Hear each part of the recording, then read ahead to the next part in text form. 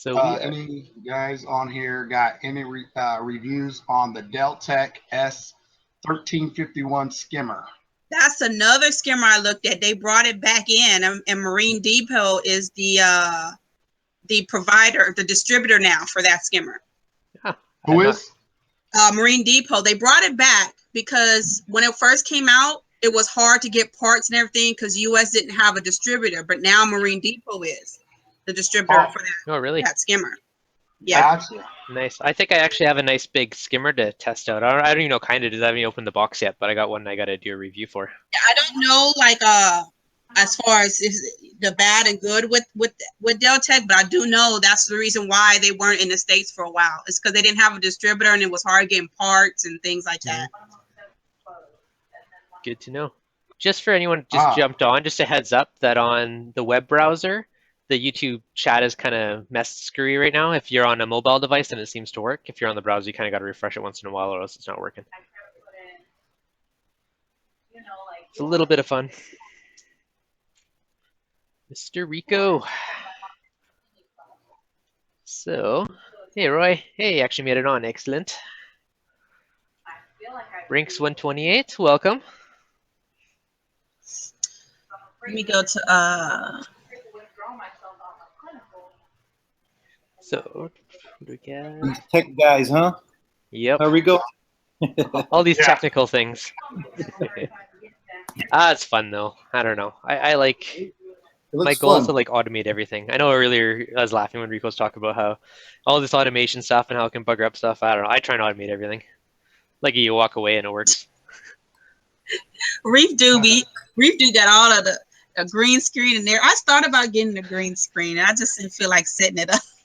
I was like, you can see my Green Bay Packer thing on the wall, my rug on the wall. Oh, I don't know. I love it. I got one for our anniversary present now. I've used it every week now. It's great. So that part's kind of fun. Let me check that out, Tim. Are you gonna go check out the stream within a stream? No. Okay. Tim asked. Yeah, I am. I'm on your stream, ReefDude. Excellent. Hey, Rico, can you lock the camera onto my other one for a second? I'm just gonna go do a couple. On this one with the computer, lock it on that. The one where you can see my keyboard right now. Okay, I'm just gonna quickly. Oh yeah, I'm just gonna show you guys my kind of frag tank upgrade. All right. Okay, swap into mobile mode.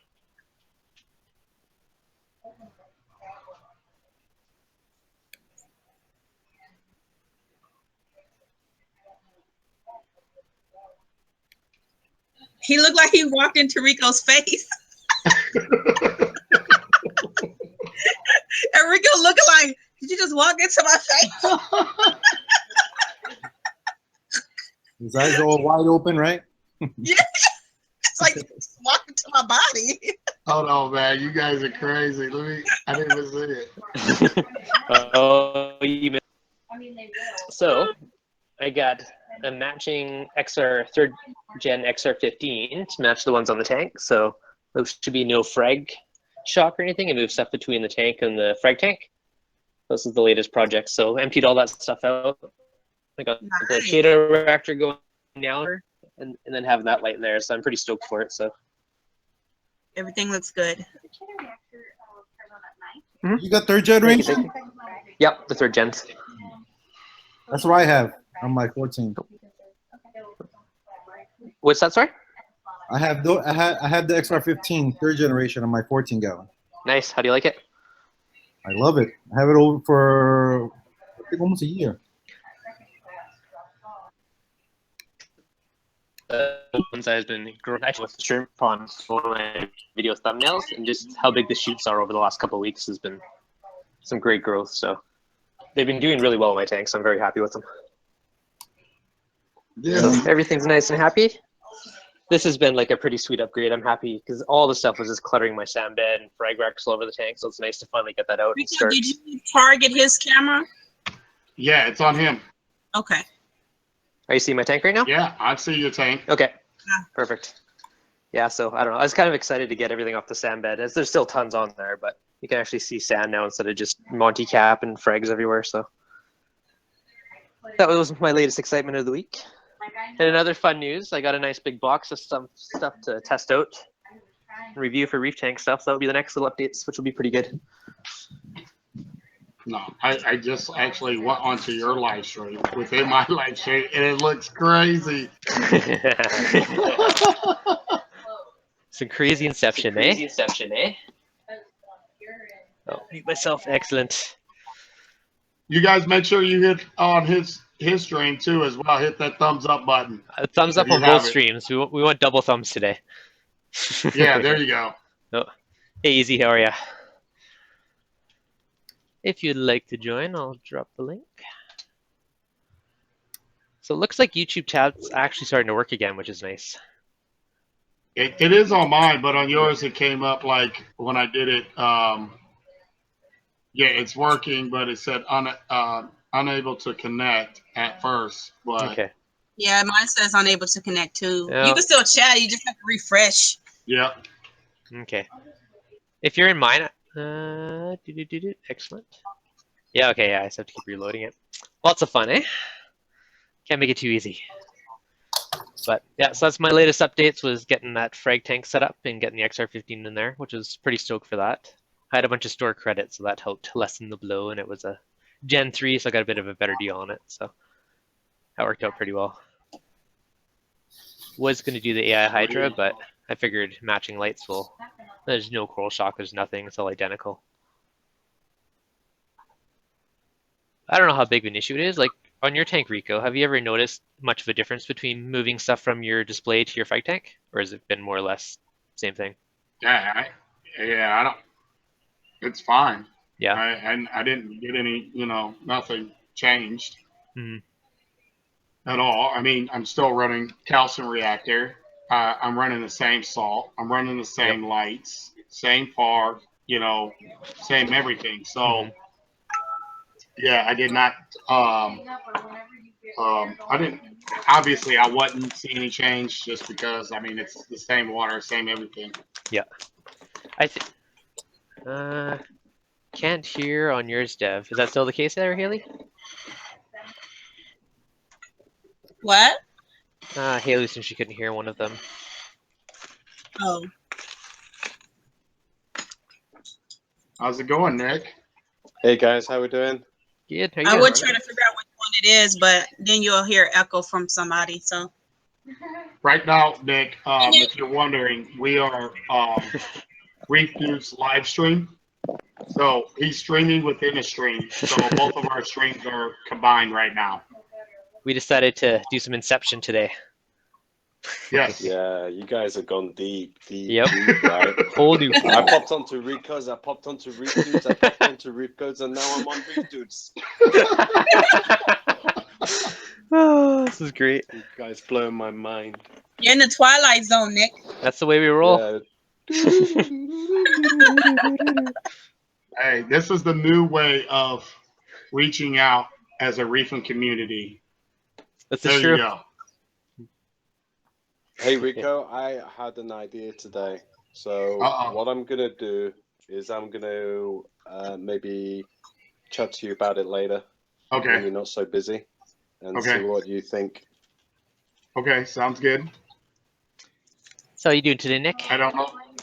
I don't know when I'm gonna not be busy, but I can always mute this and step away if you want to. Yeah, later on. Message. Yeah. Yeah, later on. Yeah, no problem. Dev, I've been down to London today doing an install all day. I left at 5 o'clock this morning. I just literally got back 10 minutes ago. Oh, that's a And little it's late. That's almost midnight for you, midnight eh? here. Yeah. Yeah, midnight. So yeah, long day today. But that guy's a very good client. He orders about 3 or 4 systems from us a year. Oh wow, nice. So he likes to get a new system, set it up, get it running really sweet, and then close it down and start again. Wow. But it's crazy. This guy, he's got like lightning maroon clowns. He's got what do you call it? Oh, what's it called now? What's that angel called? So that's just personal. That's It's not not even like a Is business. that one that is that the one Sabella likes? That Yeah, angel like that's expensive? He's got Interruptus Angel. Yeah, that's what Sabella likes. That's one of his Oh, favorite. beautiful fish. Yeah. Nice. See, he's into the big money fish. Did you take any photos of the new build? No. Ah. The only reason, because when we moved everything over, it was still a little bit cloudy and stuff, so Yeah. it wouldn't have made for a good photo. But he's going to do some photos for us when it all clears up tomorrow, so that's cool. I was gonna say, you should make some videos and stuff for your channel and share them. Yeah, but then it just looks like we're showing off, right? Well, if you do nice work, you do nice work. That's okay. Gotta embrace it. I'm trying to get Mage to buy a Ultra Reef skimmer, and she keeps talking about Nios. Nice. I keep talking about both. Nios or Ultra Reef? Nios or Ultra Reef? Uh-oh. So, I'm not.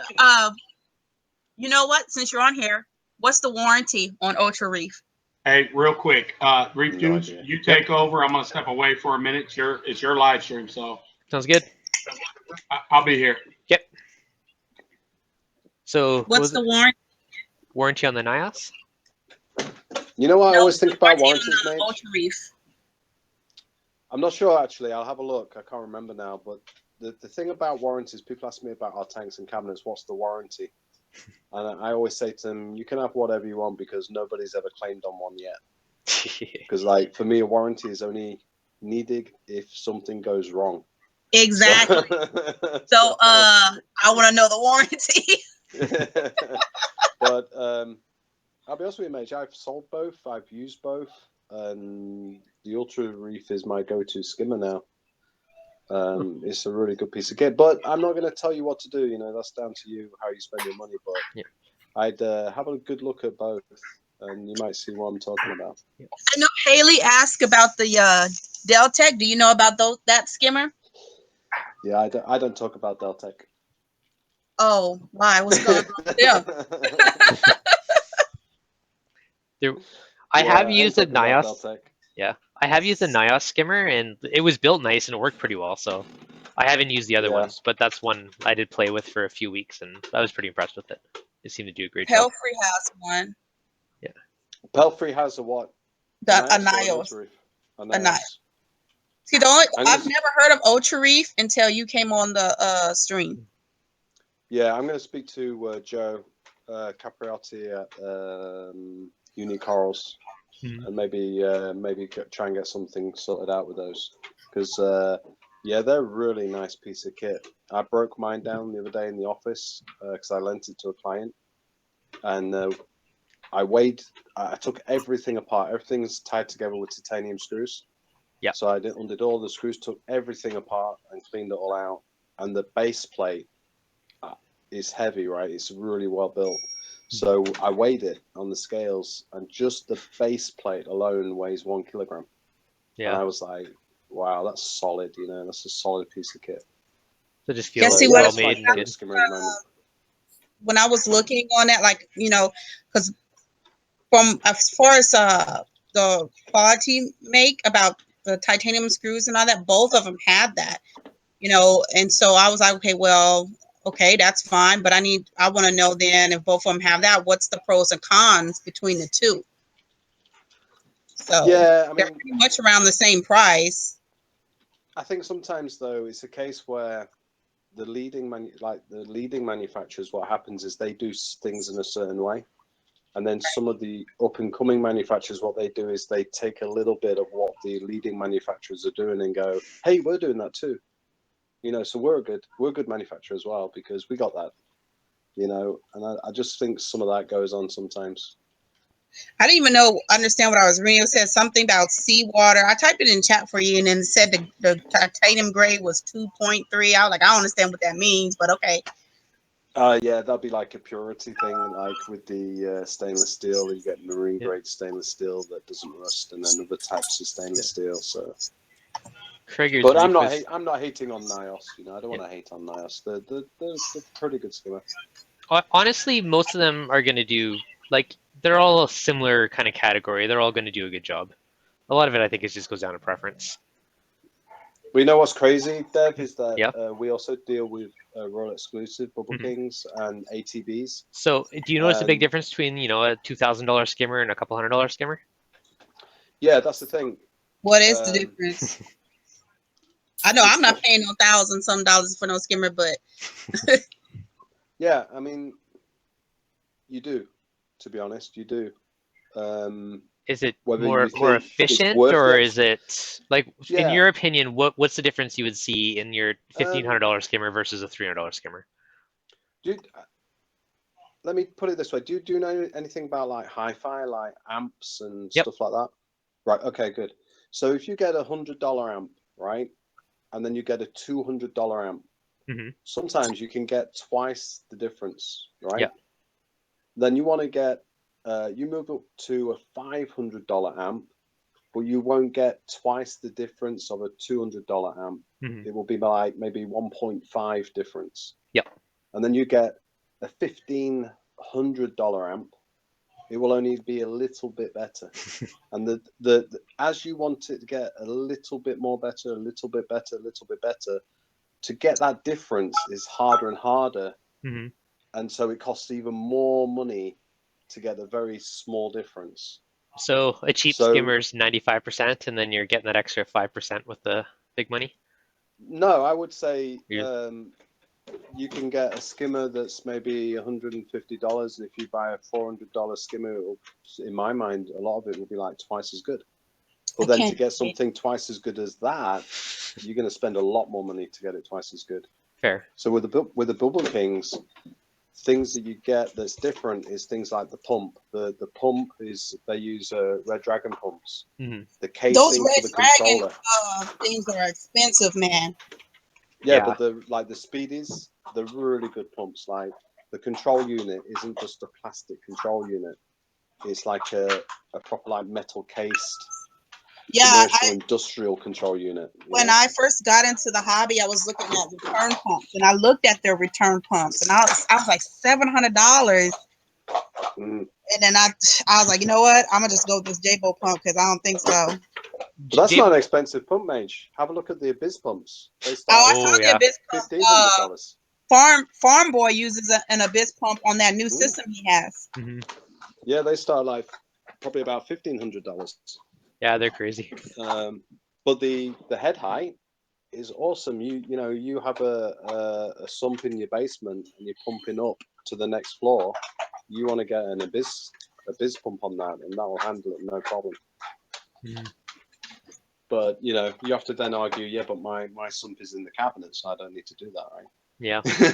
So a lot of it's just special case stuff, I guess, to justify it and make it worthwhile. Or you got money to blow. Sometimes you need to spend more to get a pump or a piece of equipment that will do the job that you need it to do as well. Yeah, no, that's true. In some systems, I don't even run a skimmer Mm-hmm. at all. So everything is relative to the system that you're using or you're setting up. It's true. So I borrowed a Senai off a buddy the other day and went through and tested my tank out. Yeah, so that's kind of fun to play with. Did you play with the per calculating scales and stuff? A little bit. I took. Yeah. Interesting, right? No, it really is. I made a little bit of a par map of my tank to try and kind of figure it all out. But the sand bed was more around 100 in most spots, and then going to the upper part of the tank was anywhere from 240 or 240, 300, all the way up to 390. I think was the highest spot where my anemone is. And how was your light setting on the per scale? What was the percentage? Did you look at it? I didn't write it down. I'll go check in a bit.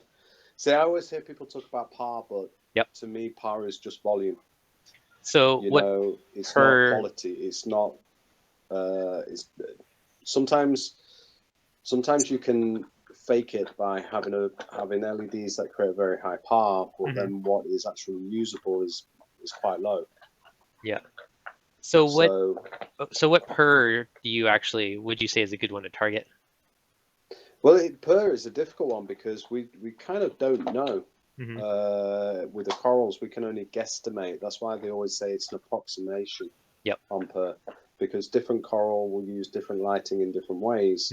So we can only approximate. But I always look at the diodes used and the way that they're run, and look at the spectrum graphs of lighting to see how much light is in the like UV to 500 nanomole range. Mm-hmm. How much is wasted light to an extent, which is in the green and the yellows and the red range. Yep. And then you need a little bit in the red for the secondary chlorophyll A and B absorption, but it kind of gets, you kind of have to look at it and get your head around it a little bit. Mm-hmm. One thing that actually kind of amazed me is generally chalices are fairly low light. And I have one up here that's got around 250 par, and it's just growing like crazy. The Miami Vice one. I mean, it loves it up there. Yeah, I mean, it's like people don't realize, like, when we first got LEDs into the hobby, people were going, "Oh, they don't look very bright," because they concentrated a lot on the blue spectrums. Mm-hmm. So they were going, "Oh, they're not very bright," and people were judging them by how they looked. So people like Kessels, when we brought the Kessels to the UK, people were ramping them on full power and going, "Oh, they don't look very bright," but guess what? They were bleaching all the corals out. They were frying them. Yep. Because they didn't understand about the spectrums. So yeah, it's a difficult one. You can actually do more damage to coral by overlighting coral. Oh, 100%. Than you can underlighting coral. And this was the thing. When people first went onto the LEDs in the UK, they were going, "Oh, these aren't good. My corals are bleaching." But what they didn't realize is because they were giving them too much. Yep, they're trying to. They think it's supposed to look the same as it did with the other lights. Yeah, exactly. So, but I'm excited because we've got the Reef Brights coming to the UK shortly. So Nice. The shipment order is in, and they'll be landing soon. So I'm excited to see what people think of the Reef Brights when they land here. Oh, so they're good. Have you played with them much yet, or? My units are just the XHO LEDs, but Mhm. there's on the shipment coming in. There's halides T5 units, combo units of T5 and XHOs, and halides and XHOs. Yeah. So I know there's been a lot of interest in them from quite a lot of stores already to get them on their coral base. So yeah, that'll be interesting to see how it affects the market with the other LEDs available at the moment. Yeah. Just one quick question. Chrissy's Reef in the chat was just asking about the Jellyfish Contest. So the draw is going to be next Wednesday, so in a week for now on my live stream. So make sure you get your videos in by then. So hopefully get her in by Tuesday if you want a chance. I think there's 14 entries right now, so 1 out of 14 is pretty good odds. So Dev, if I do a video to enter that and win, will you ship it to UK? That's the only problem. So in the description it says USA and Canada. Hopefully I can work something out for future ones. I don't know.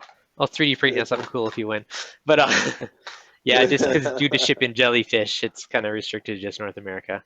But future ones, I'll try and get something mixed in. See, I actually missed out because the Jellyfish Art tank. Yep. The original one that they launched on Kickstarter, right? Yep. I really like that, and I tried to get them into the UK, but somebody beat me to it. But I hadn't heard anything from that company in a long time, so I'm actually contact them about the new one. Is that cylinder one? Yep. I really like that. That's the one I'm giving away. Well, if you want, I can. Yeah. I got a couple contacts there from doing some of the stuff, so I can touch base with them. Oh, for sure. Yeah, send me those contacts. That'd be really cool. Okay. Yeah, I appreciate that. I always like to touch base with companies over in the States. Yeah. Everclear Aquatics. I'm Canadian. Can I win too? You absolutely can. If you're in Canada, it's going to be the tank only. And if you're in the States, it's tank and jellyfish. So you can still win the tank in Canada. You just got to order the jellyfish separately from a different supplier within Canada. So definitely get that video in there, Everclear, if you do want it, because it's still a pretty sweet prize. How? Okay, on my Facebook page, I'll drop a link. There's a video that kind of explains it on my page. Nick, you're making me now. I have to go hook the Senai back up and test the Perl now. You got me curious.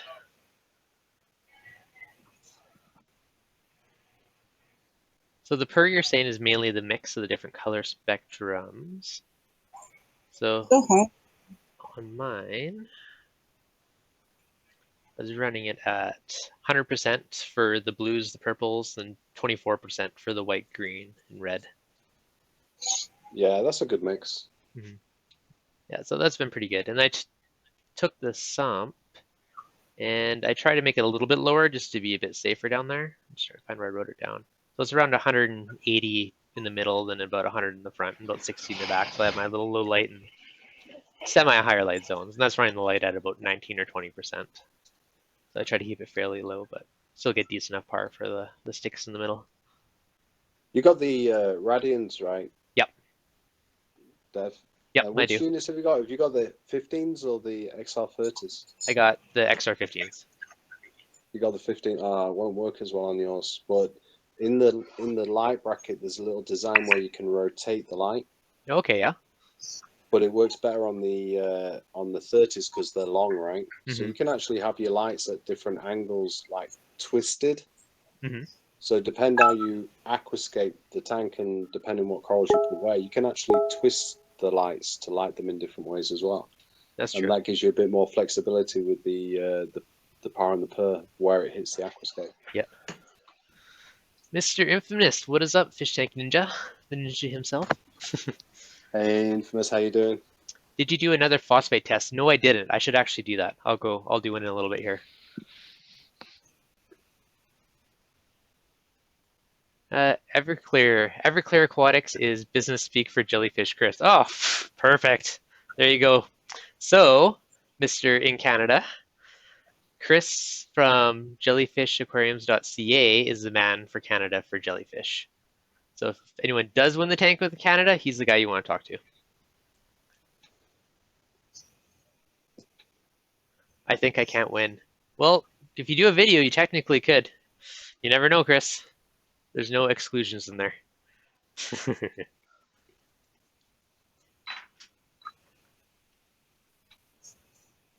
Not responsible for driving in the competition, Steph, do you like to see people doing something off the wall? I appreciate it. This one's do you know what I mean? Yeah, I appreciate it just for my own enjoyment.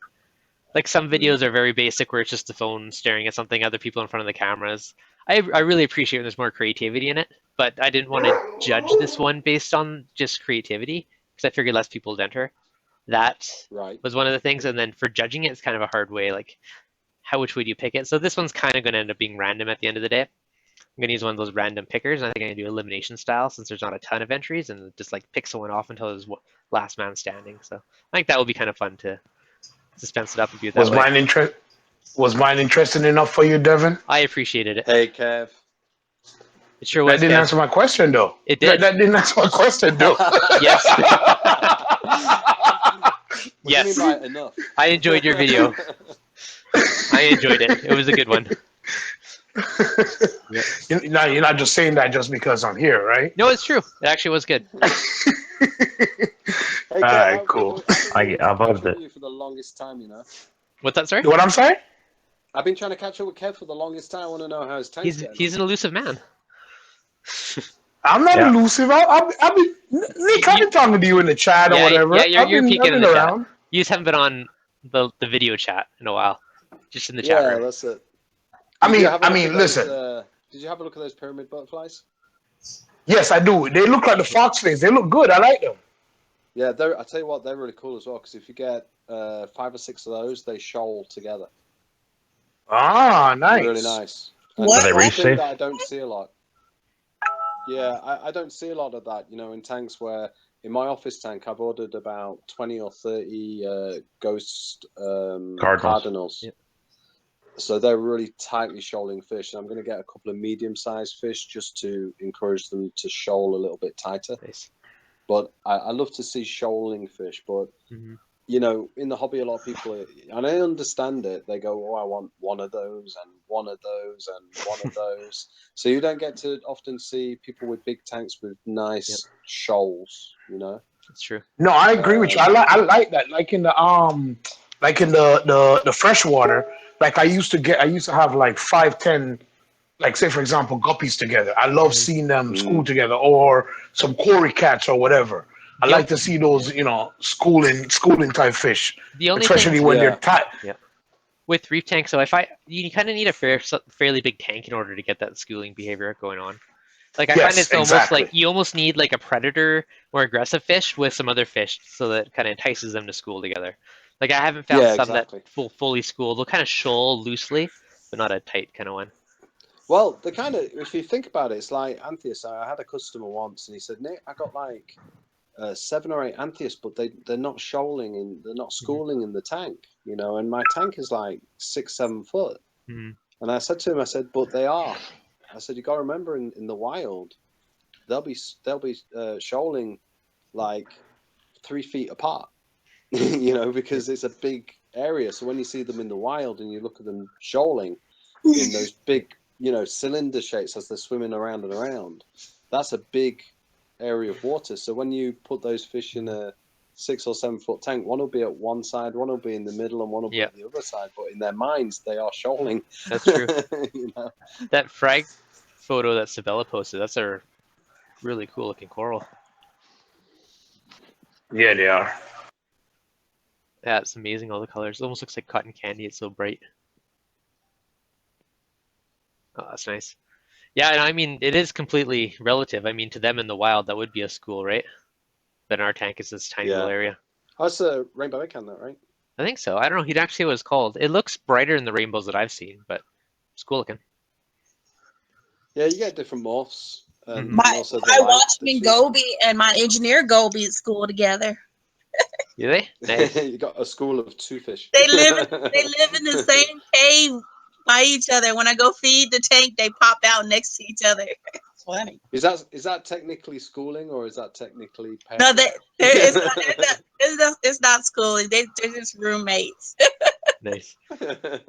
So, But it's just weird because I didn't think they would share a cave together, but they do. So Haley was asking how much gross was getting in the Chaeto reactor. So I emptied it the other day. Yeah. I was really hoping for this like solid brick of Chaeto. Wasn't a solid brick, but it was full. Right. It was full, but it wasn't like super tightly bricked like a log of Chaeto like I was hoping for. But it still had pretty good growth. I emptied it actually I think it was yesterday, the day before. Completely emptied out and left in like a golf ball. So I'm gonna wait and see how long this takes to grow it and fold back up again. I think you ought to experiment with that reactor, Dev. Yep. I think you need to you've done it normal on your system running normally now for a couple of weeks, right? Yep. I think you ought to run bubbling through it. Well, maybe. Week. Okay, I'll do that. I'll do that this week and see. And then I also want to try another week. Mm-hmm. What about algae supplementation? Yeah. So nutritionalizing the algae, because you can get supplements for algae, right? I did not. Yeah, that's like in the Triton solutions. Yep. They have 2, and the Core 7, they have 2 types. One is the Triton method, and one is the Reef supplement. And the difference between the 2 products is that one has algae supplementation and one doesn't. Interesting. So if you're not running a refugium, then you want the one without the algae supplementation, the reef supplements. So that tells you that you can get algae supplementation. Huh. So it'll be interesting to see if you fed the algae with that it would encourage it to grow more, because it's like you do with coral. I'll look into that. I'm actually kind of curious now. Or in the chat, just feed more. I already feed my tank quite a bit though. Like I throw in like a sushi roll size sheet of nori a day. The auto feeder feeds PE pellets in the afternoon, and I usually feed frozen like 90% of the time. I'll feed that at night. Eat Sleep Reef was asking, compared to an algae scrubber, what do you guys think? I think they both do the same thing. I think algae turf scrubber, you'll get a little more efficient in a smaller package because hair algae grows faster than Chaeto. So that respect, I think you can get similar results in a smaller package, but end of the day, I think they both work pretty well. Is it hair algae though in a turf scrubber? I think it is actually. I don't know if it's directly. I thought it was turf algae. The ones that I've seen, it's been a bit of a blend of the two. Yeah, because I remember when I was speaking to Santa Monica years ago, before he even did Santa Monica filtration, he always described it as you would get a thicker type of algae called a turf algae. I think it depends on the spectrum and the intensity of light, because if you look at it, you'll see darker and super light spots, depending on where the main kind of per of the light's hitting it versus the shaded areas. Yeah, because back then we were using energy saving bulbs, incandescent bulbs, and that was just before LEDs really came in. Yep. So yeah, I wonder if you got a different algae under the incandescent bulbs, maybe. Probably. It wouldn't surprise me one bit. Another future experiment. I'm going to build one eventually, so eventually I'll know 100%. But I have a feeling by the end of the year I'll probably build one. I already grabbed a few extra bulkheads that were hanging out in a few little parts, so got to try it all I'd out. really like to. I know Rico was talking about. I think Billy Pipes was talking about getting Santa Monica onto the Rico stream. Oh, nice. And That'd be good. I thought that'd be really interesting because Mhm. when I was talking to Santa Monica back then was when he was sort of talking about not needing to use skimmers and that you could use the algae turf scrubbers and they would do a good enough job. And he was taking a bit of a beating in some of the the forums and things. And it reminded me a little bit of Cruz, when he talked about bubbling.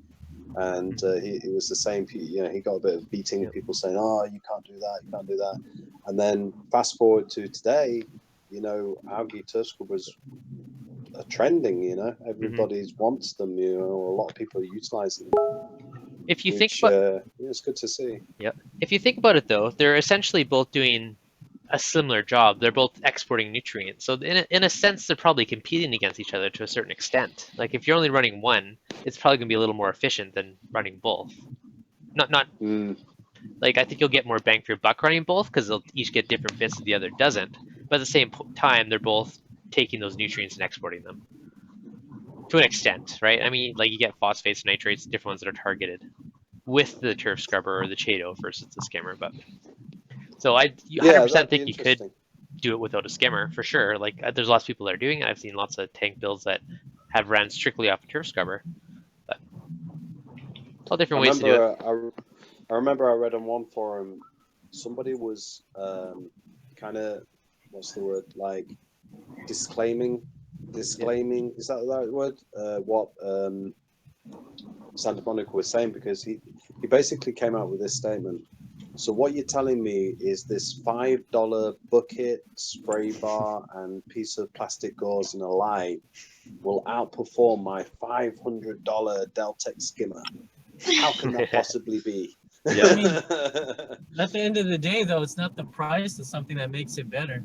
Oh. Exactly, and that was Yep. I thought what was funny was the fact that he thought because he spent a lot of dollar, then it must be better. Yeah. Not at all. It was interesting. Yeah. Well, exactly. It was interesting to It read. comes back to one of those things: people justify their decisions, right? Mhm. So in his head, it's probably like, how could I have spent this much money on something that I could have spent $5 on and get the same result? Well, that's the thing. He needed to justify the $500 spend by saying it can't be true. Oh, it's true. Right. Buyer's remorse. So it's still good to use both though. So Ricky's Reef was saying BRS did an experiment, and the result was that algae turf scrubber did a better job than a skimmer. So there you go. Yeah. I mean, in a refugium situation, I like to get numerous different macroalgae in there rather than just one. Mhm. Fire breath and Cheeto and Quilliper and various ones. I'll tell you, a tank I'd really like to do, Mhm. which I haven't really seen done very often, is like a plateau tank with seagrass. Yeah. It'd be cool to do like a display refugium too. Yeah, so trying to make it, exactly, like more of a display refugium rather than, just rock, coral, and fish, and then everything in the sun.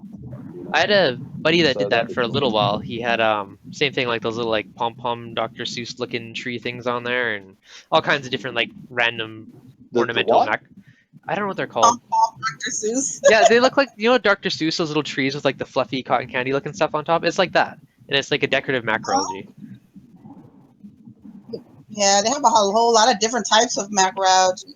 Most display. I'll have to have a look at that one. Nice looking. Here, I'll see if I can find a picture. I can't remember the name for the life of me, so I'm just Google imaging until I find it. But I've seen it for sale a few times. I saw a guy who did like a nano tank, and he did like some thin branching rock, and then he used sun coral, and he made it look like a bonsai tree in blossom.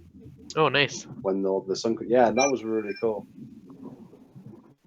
Okay, so they were. So I like it when people use their imagination, I try to find a better one.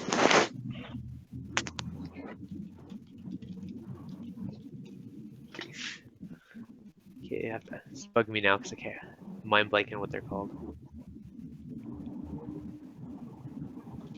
Macroalgae.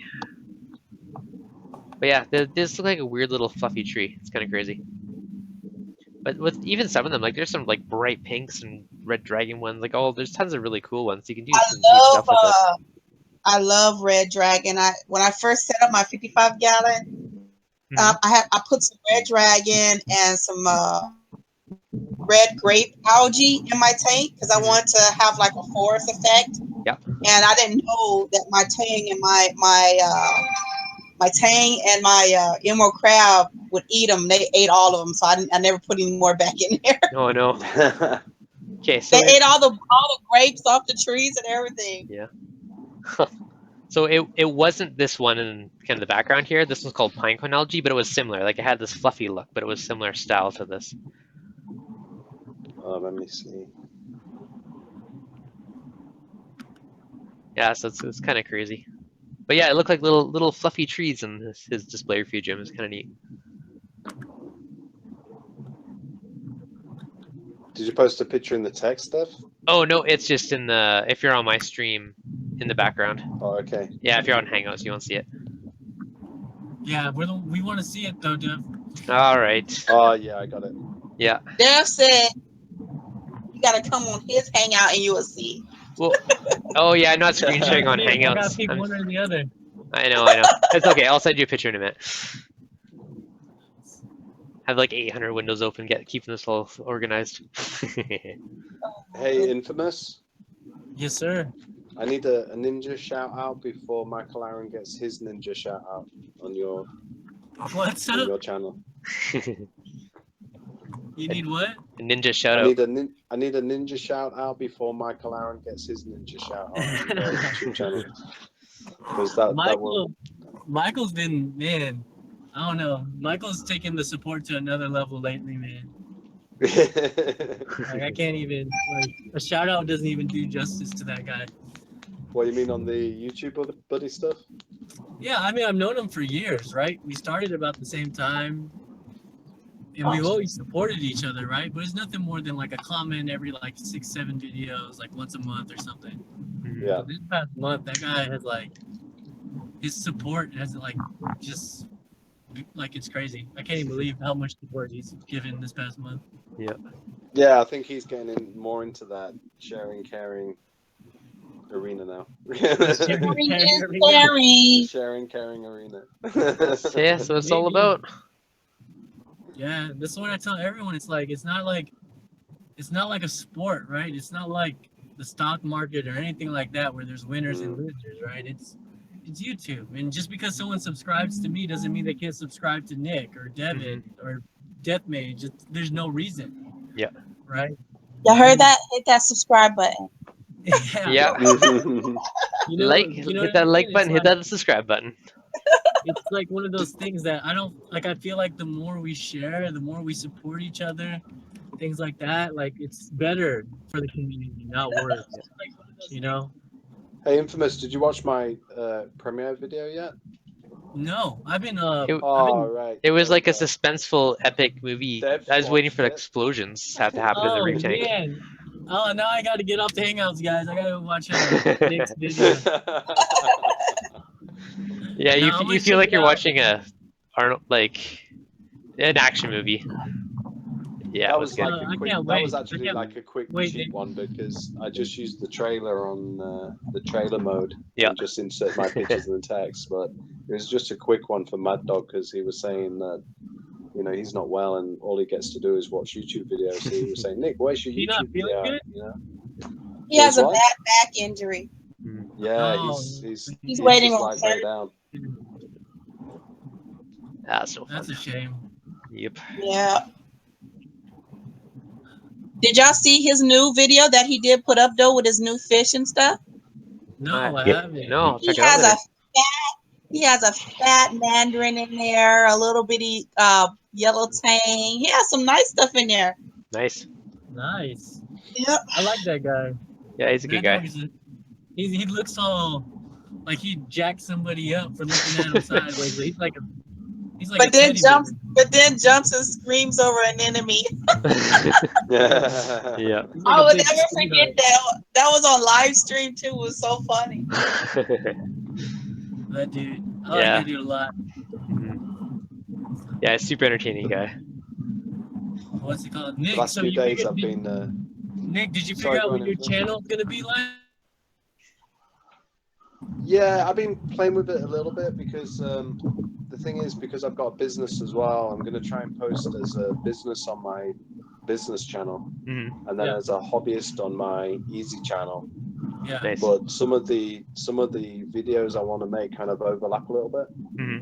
So I don't know whether to post the same video on both channels, or whilst I'm filming the same thing, film it and edit it 2 different ways, if you know what I mean. Yeah. Yeah. So yeah, it's going to be interesting for me. I mean, I'm real curious. You could cross promote your channels too, right? Like at the end, you can put a little end card thing that links to the following kind of more advanced video on your business channel, or vice versa. That could be one way to kind of. Yeah, I mean, that's the thing. I don't know. Part of me doesn't want to do that because I think I want to be kind of a hobbyist, seen as a hobbyist as well. Yeah. Separate to being the business, where sometimes I can talk to Mage about skimmers, and some people could be a bit cynical and say, "Oh, that's because you want her to buy this skimmer because you sell that skimmer, right?" Yeah, that's fair. Even though I'm talking to her as a hobbyist from my own hobbyist opinion and point of view and experience as well. And it's hard to get people to see you one way when they know that you're also in the trade as well, because that sometimes overshadows it. I mean, you guys will get it. Yeah, I mean, you guys will get it with YouTube, right? Because you'll get people, the cynical people, saying, "Oh, you're only doing YouTube to try and make money." No. Yeah. But most of the stuff I get is you're obnoxious. Go kill yourself. That's where's the love? Exactly. Dang, that's me. Yeah. Dude, I get it real. Like seriously, you can ask Deb. Some days I'll be like, "Yo, Deb, I just got 3 of the most hateful comments." Wow. Crazy. Crazy, man. I just laugh, right? That's how you know you're popular, though, because you got haters. Dude, just means you're blowing up there, Ninja. If you got haters, you're doing something right. Dude, it's just so funny to me. How could you say that to somebody? Go kill yourself. Go jump off a bridge. Go kill yourself. You make me want to kill myself. All these things. And I just start laughing. I literally laugh. Honestly, when you hear that, it's probably some little kid that's nothing better to do, just trying to stir stuff up, man. Man, no, they got grown folks. But then you look at their profile picture and it's a 70-year-old man. Yeah, they got grown folks. They got grown folks that act just as childish or even more. Dude, it's so funny. Night, Haley. The only thing I can do is just leave a funny comment back. Yeah. Do I have any haters yet? I've received a couple thumbs down. That was sad, but other than that, not too much yet. I'm not big enough yet. I'm not at Infamous's level. Infamous. Next time they say that, tell them I'm gonna go jump off the bridge right now, live stream it for you. Yeah. No, you know what I tell them, Jesse? You know what I say? I say something along the lines of "Oh, I'm sorry to hear that, whatever. But on behalf of your parents and your self-esteem, I'm sorry I'm not there for you." That's a good response. JCS Reefing was asking submersible versus external pump, pros or cons. It really depends what you're using it for. I mean, if you have an external pump, that's a difficult one, I think, because in the UK, I would always say put all of your equipment that's plumbed in the sump. Yeah. Because if you have a leak or a crack or something happen, doesn't matter. The water's contained. But in the States climate, where they're having to keep the tanks cool, then that changes, right? Because he's saying, the heat transfer then becomes a priority. So I think it's a difficult one to advise on that one. Yeah, I think you have to go ahead, Death Mage. If I wanted to re-plumb my tank, I think I would probably go with a external skimmer. And my logic is because it's easier for me to clean and get to. other than that, I really wouldn't care whether it was in or out. I think a lot of it too depends on your space. Like if you have a tiny sump and you don't have space, I've seen people put a bulkhead and put their skimmer or their pump outside of there. I mean, again, maintenance might be easier, but then you gotta have a big valve. Where inside your sump, like it's inside of the skimmer instead of sticking out the side. So I think the space is a good chunk of it. And same thing with like what Nick was saying about the heat.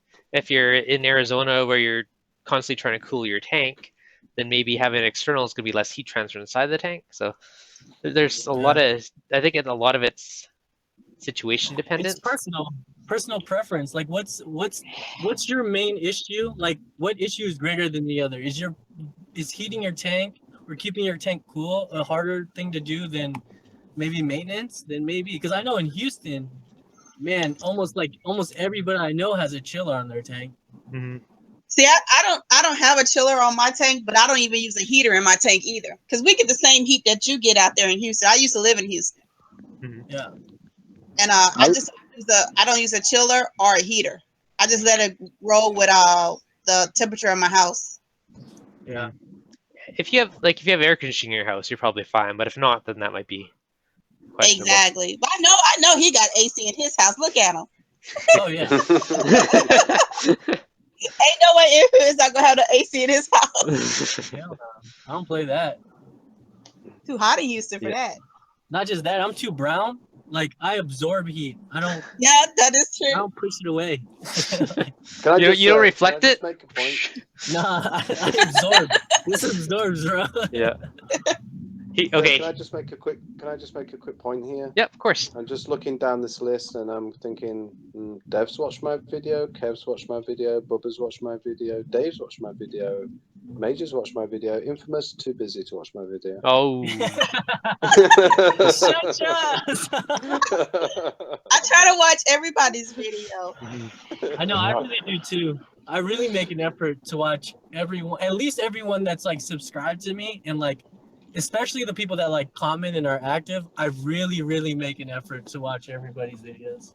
Mm-hmm. It's like, no, to be honest with you, Infamous, that one was just strictly I did it in like half an hour for Mad Dog, and that's why I did it that way using the trailer app thing, to do it quick for him. In iMovie? So it's not like one that I've really kind of created myself, kind of thing. So yeah, don't worry about it.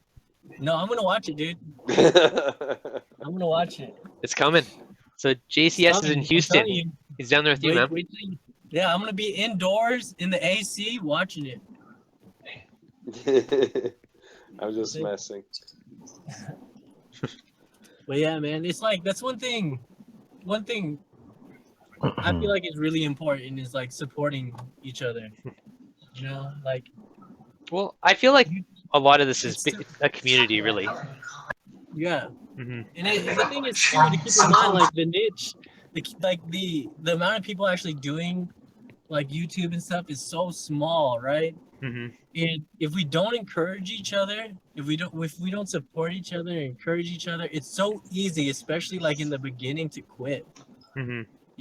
Like you could have the best content and like you're not even breaking followers for the first like 6 months to a year. Yep.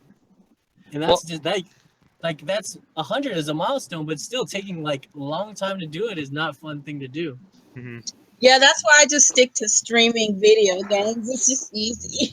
Yeah. See? Hi, Infamous. My name is Kevin. Kevin Vlogs? Yeah, I'm sub to you, bro. I support. That's not me. That's somebody else. I'm Kevin ENH Vlogs. Oh yeah. Speaking of vlogs, Devin and I have been posting vlogs on Instagram. Yep. So we decided to expand out. Now he just put me in a category like what CJ does and just ignores what I say and just move on. Damn. Yeah. What do you want me to say, Kevin? I'm subscribed to you, bro. My feelings are hurt now. Yeah, me too, bro. Kevin, I really like that video you did about the jellyfish entry. Oh, thanks. I appreciate that. That was good. I was feeling the love there. It was a good one. Nah, I'm just trolling you, man. Everybody giving you crap, so I had to jump in. Yeah. Yeah. You're supposed to have my back, Kevin. You're supposed to have my back. Kevin Hey, I always do gives have the your best back because I'm a ninja too. I ain't got my shout out yet, but I'm still a ninja. Everyone's a ninja. Everyone's a ninja. So I don't know if any of you guys use Instagram, but the last few weeks I've been starting to use it. Infamous talked me into it, so we're doing miniature updates on Instagram. So if anyone wants the daily mini updates, that's where we'll be. And then YouTube for Now kind of y'all our, got me going. Y'all got me going to Instagram now. Yep. Oh my god. Let me ask you guys a question. Yes. I need to ask you guys a Yeah. question. Okay, this goes for everybody in here, and Yeah. anybody who can answer, I would appreciate it. How do you guys keep up with all these social media stuff, basically? Like all these updates. Like, I mean, I have Instagram, Twitter, YouTube. I have all of them. I use. I mean, I don't use. I mean, I use. I don't know what I do, but I have all of them. Okay, but it's like, how do you like? I know there's programs out there to like bring all the feeds in together. Like, how do you guys do it? Because it's hard to keep up with Oh, it is. all of that crap. Like, I mean, I don't look at Instagram for a week, and then I'm sitting there and I look at it. I'm scrolling for like a week. It's called, Kevin, no, I have called the no answer for you, life. Kevin. I have no life. Yeah, what it is Do you they do you don't want have the real truth? friends. Like you want the raw, nasty truth, Kevin?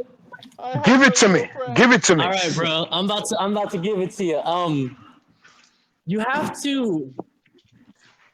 You have to realize each social media has its own purpose, right? So Instagram is a total different beast than YouTube. Is a total different beast than Facebook, so on and so forth, right? And to maintain the social media requires a different amount of attention. Specifically, Instagram, you want to post at least once to 3 times a day. Any more than 3 times is like usually seen as like spam, right? Where YouTube, you want to post once a week to maybe a few times a week. You know what I'm saying? With that said, you're not expected to keep up with everyone's Instagram, right? Because there's so much. No, but okay, no, but I mean, to refine my question is, do you every day look at your Facebook, your Instagram, your Twitter, your YouTube? Do you do that every day?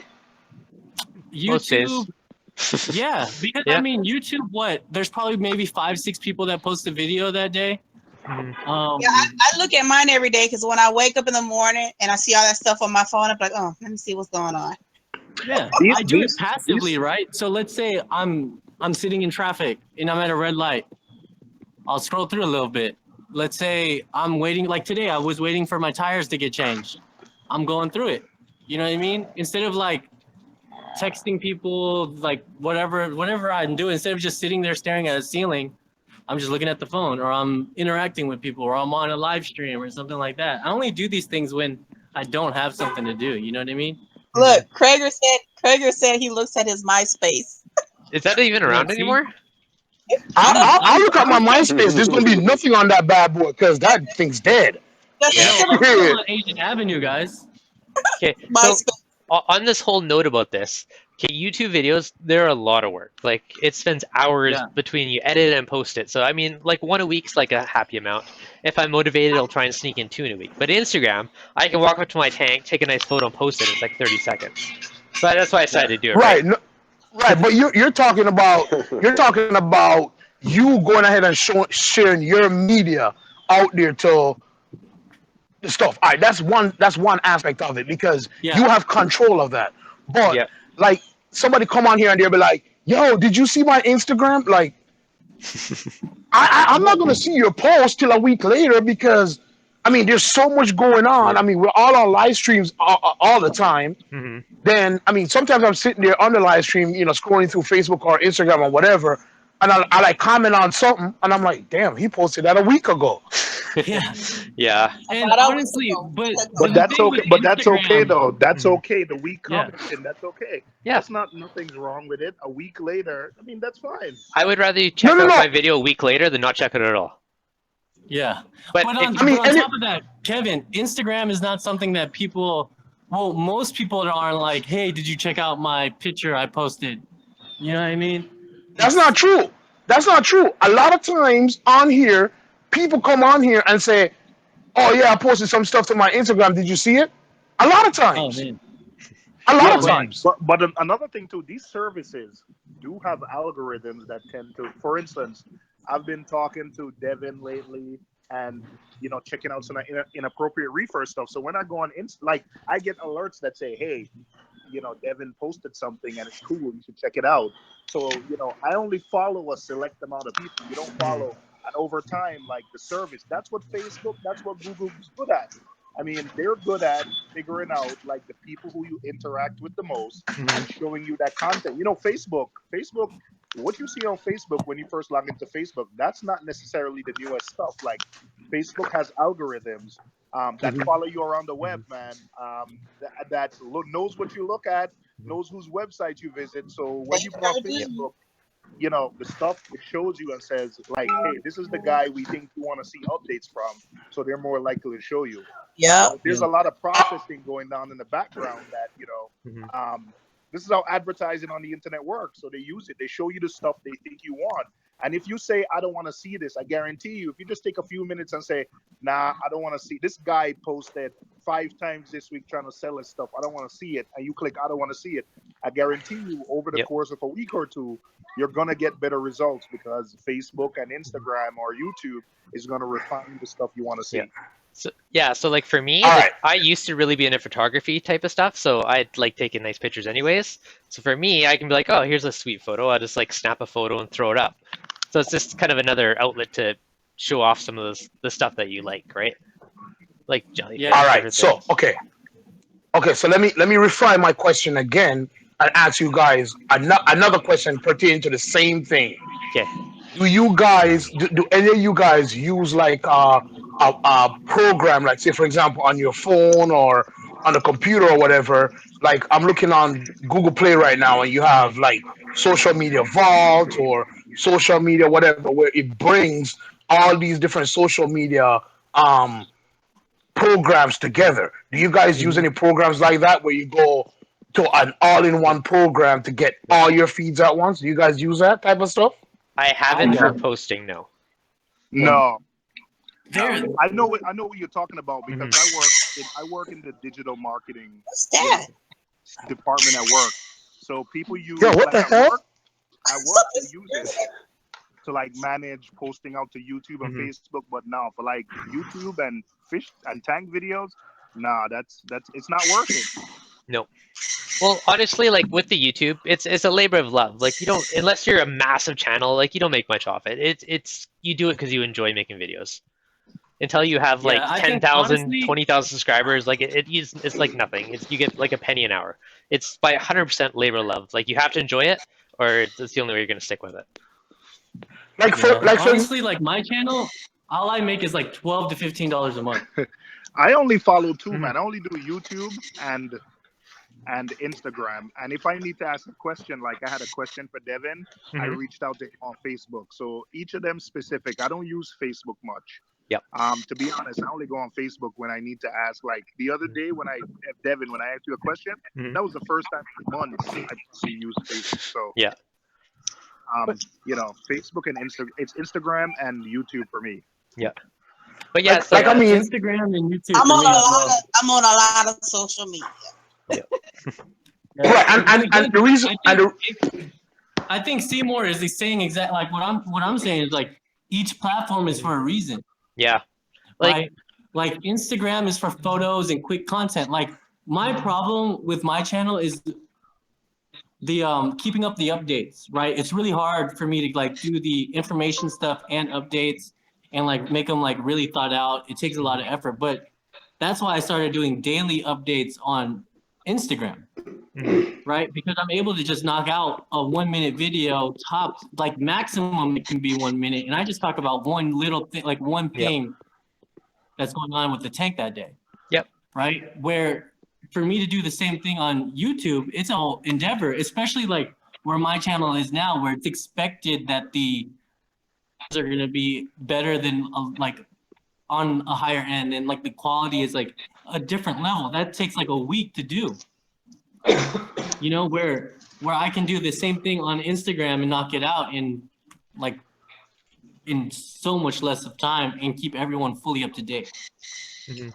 No, it's true. Because I mean, like, if I have something cool I want to share, and you can do it in a 30-second video, where that's not something I'm going to post on YouTube because I feel like it's not, up to good enough thing to justify a video. Or like, cool picture of a starfish, like, oh, that's a super quick snap of a photo. I'm like, oh, that's sweet. I want to share that. But then same thing, that's not something I would throw on YouTube for like a 3-second video. So it's different outlets for different things. Like, Can I ask a question, guys? Yep. Yeah. Sure, go ahead, Nick. I got a question. So you guys that are YouTubing, if you had an opportunity to charge for reviews and promotion, Mm-hmm. would you take that up? So a manufacturer said, I want you to do not like an unboxing where you're kind of going, oh wow, I just got this great product, blah blah blah, because you were paid to do it. But somebody asked you to do, like a professional. This is a so and so skimmer, and this is what it's like, a descriptive unboxing, right? Yep. Not to try and sell the product, but just to explain the product. Would you do that? I already have. Yeah. Before I Yeah, started sure. doing my own I'll do channel, that. I've done video reviews for other online stores where they basically So how they would you- send me how a would you get product, that I work? play with it for a few weeks, a month, and then I just do a video on it. So how would you get that work? Would you approach the manufacturer and ask them if you could have a product to do that with, or do they approach you to ask you to do that for them? They sent an email out to a thing seeing if anyone would be interested in it, and I just replied back, said, sure, sounds fun, and then, end up building a relationship. Then same thing. So how do they find you? Just by coming across your YouTube channel? I responded through an email, and then I said, here's a link to my channel, so they could check it out, and they get a feel for like how I am on camera, how I present, what kind of quality my content is, right? And then after So that, have you guys heard of is it called Fiverr? Yep. I think in UK it's called Oh, Fiverr. hell yeah. I just used it to get a logo the other day. I used it. Yeah, I know Fiverr. So do you promote yourselves on there as YouTubers that would provide that service? No. Nope. I think the thing with me, I think it depends what it is. Like me, like I like to keep my thing like reefing focused, right? So if someone wanted to send me a reefing thing and to try it and give my honest opinion, then sure, why not? But so I got a question for you. Salt? what are you sending me? Yeah. No, I got a question. Sorry, I've got a question for Oral. So, Oral, how easy would it or difficult would it be to set up a website for reefing YouTubers to promote themselves as this is a group of reefing YouTubers, so that the reefing manufacturers, the aquatic manufacturers, could go on there and choose people from the reefing YouTube community to utilize? Would that be something that could be done? Man. Oh yeah, definitely. We were You talking blew about my mind. We were talking about this yesterday, where I literally yesterday on Rico's channel, because that's what I do for a living. So I was actually reaching out to what's called the Mommy Blogs Network, where we want to connect with moms. So instead of reaching out to 1,000 different bloggers that have 50 views or 50-page views a day each, I reached out to something called the Mommy Bloggers Network, and they sort of have an association where they organize all the mommy bloggers. We pay them, and they are responsible for distributing the money out to the different, mom blog networks. So yeah, we were talking about this on Rico's channel yesterday, where I think it's a good idea because Ecotech, like I'm working on a campaign now. I don't want to go to 10 different reefers who each have 100, subscriptions each. But if you came to me and said, hey, we have a network and collectively they have 100,000 subscribers or something, and they get 50,000 or how many hundreds of thousands of views per week, and you pay us X amount, and we behind the back end we'll have to work out how the splits go. I think that's doable. And I think that's what I think that's doable. It's I'm not going to say it's easy because there's a lot of legal stuff to work out, but I think it's doable, man. So this was after when we had Dom from Ruby Reef. Is it that conversation that you're talking about? Or? That was yesterday afternoon. We were just talking about it on I think so. I think so. Yeah, Yesterday. most of the people on the call were more just YouTubers in our call. Got really into just the different kind of analytics and how to do different things with YouTube.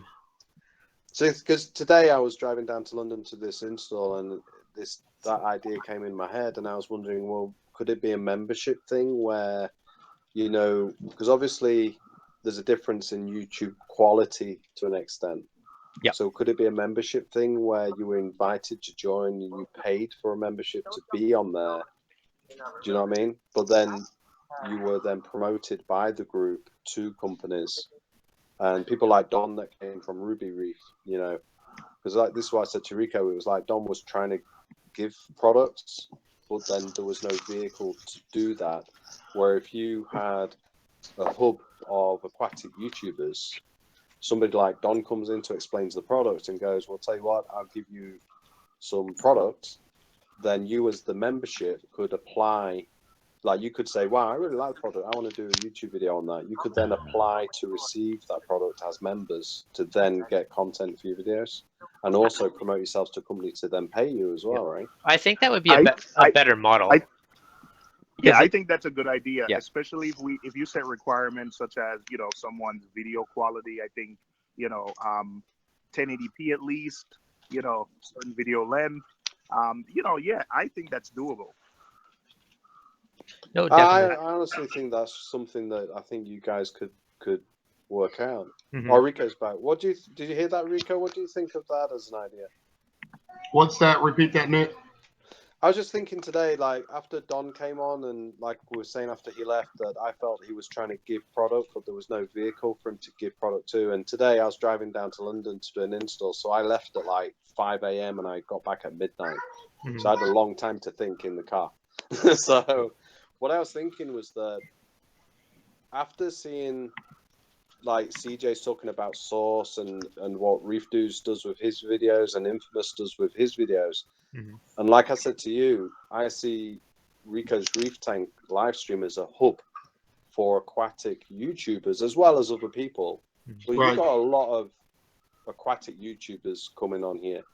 And what I was thinking was maybe you could set up something where it was a group of aquatic YouTubers that maybe paid a membership.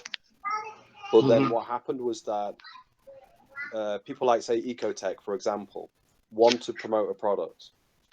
They would know about this group of aquatic YouTubers, and they could look at maybe a website, and Dev would be on there, Infamous Aquatics would be on there. They could click on to read their profile. They could watch a couple of their videos, could see how much they charge, etc., and then commission them to do work because they're all in one place rather than try and find out who does, you know, marine videos, who does freshwater videos that we could utilize and we could work with, that they could all be in one place. I think the idea of do you mind? I actually was doing this before.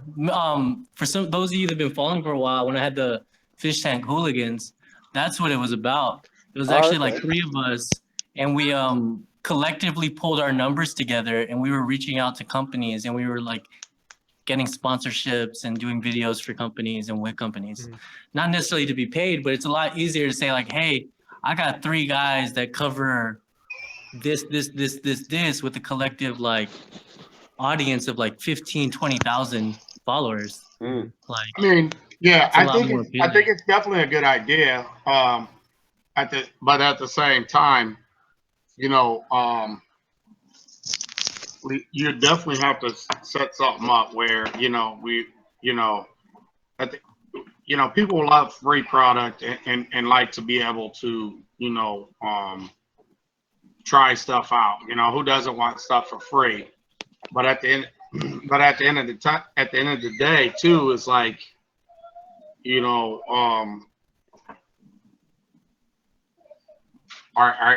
you know, what outside of a free product, you're talking, you know, about companies that are, you know, up there in statute as far as whatever, you know, because I guess what I'm trying to say is, you know, like, you know, what's you know, kickbacks? Is there any, you know, outside of free stuff? You know, free stuff is always nice, but at the end of the day, you got to look at the bigger picture. You know, a marketing tool.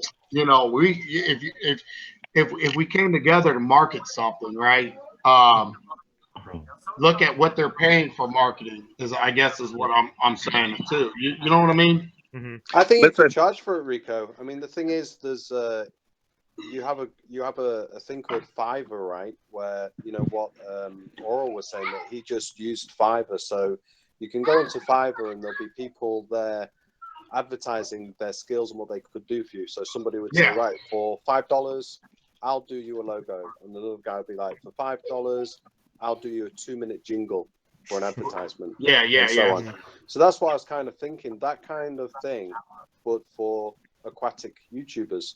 So it could be that Infamous's profile is on there, and in his profile, he has an example video of what he does, and he says, you know, my speciality is marine and saltwater, and I will charge you $50 for a 5-minute descriptive video about your product, you know, so that they can actually advertise themselves for services, paid services as well. Well, then, for example, say Don came in from Ruby Reef, and he came in to talk about the product, and a few of the YouTubers here, Infamous, ReefDudes, CJ, Kev, for example, went, hey, I really like that product. I'd like to do a bit of content with that. And Don said, look, I'm happy to send you some products. Yeah. And what would happen is that if Infamous, ReefDudes, and Kev were members, like paid members of that, then they could apply to then receive that product. I think. Say for example, Ecotech. There's no way that Terrence is going to give away a free Apex Neptune. But what he might do is say, this unit retail is $1,000. You know, it's funny that guys you said will that. We'll offer you a voucher that will give you 20% off. That's funny you said that because you know, Ecotech did give away free something to actually, you know, do a product review on it. Yeah, but how many did they give away? I have no idea. I know it too. Yeah, I'm just saying, so say there was 10 YouTubers in the group that all wanted, you know, listened to Terrence and said, hey, how can we get a product? And he said, look, I'll give you a voucher code. So if you guys want one and you want to do YouTube video content on setting it up, using it, etc., what I'll do, I can't give away 10 for free because we already did that. But for your group, I'll give you a voucher code for 20% off. Yeah. You know what?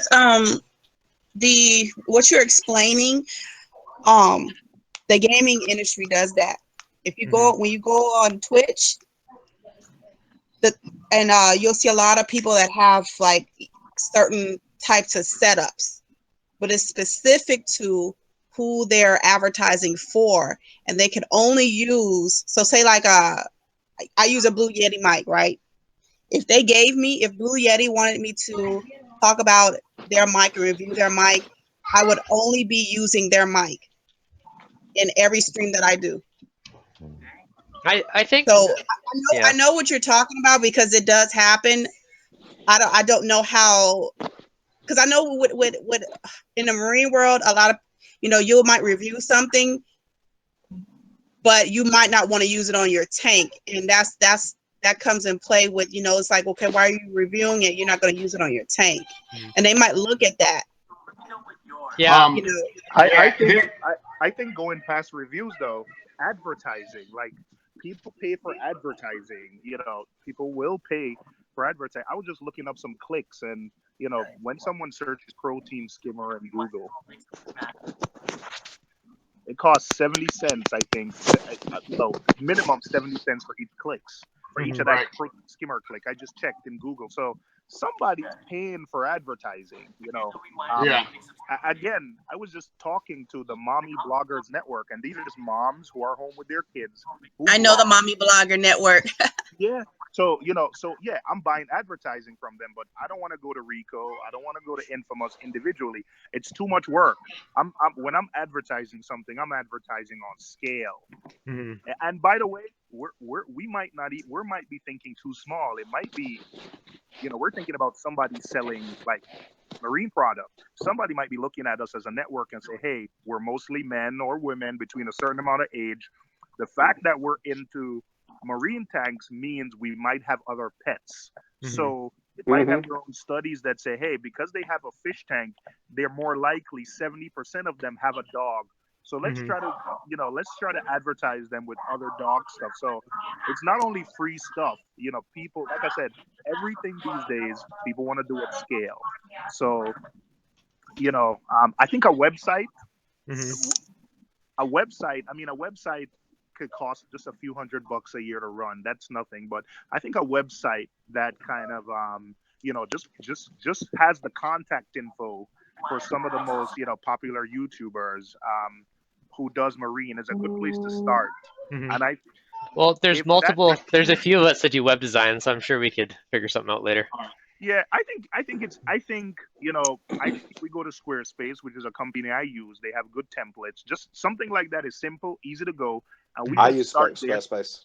Yeah, we can start there and build on it. If we see that it gets a lot of traffic, and by the way, let's start with something like that, and let's each do an article a month. So all the content we talk about in verbal form here, like the discussion where we were helping a lady with a protein skimmer earlier, or I forgot who it was.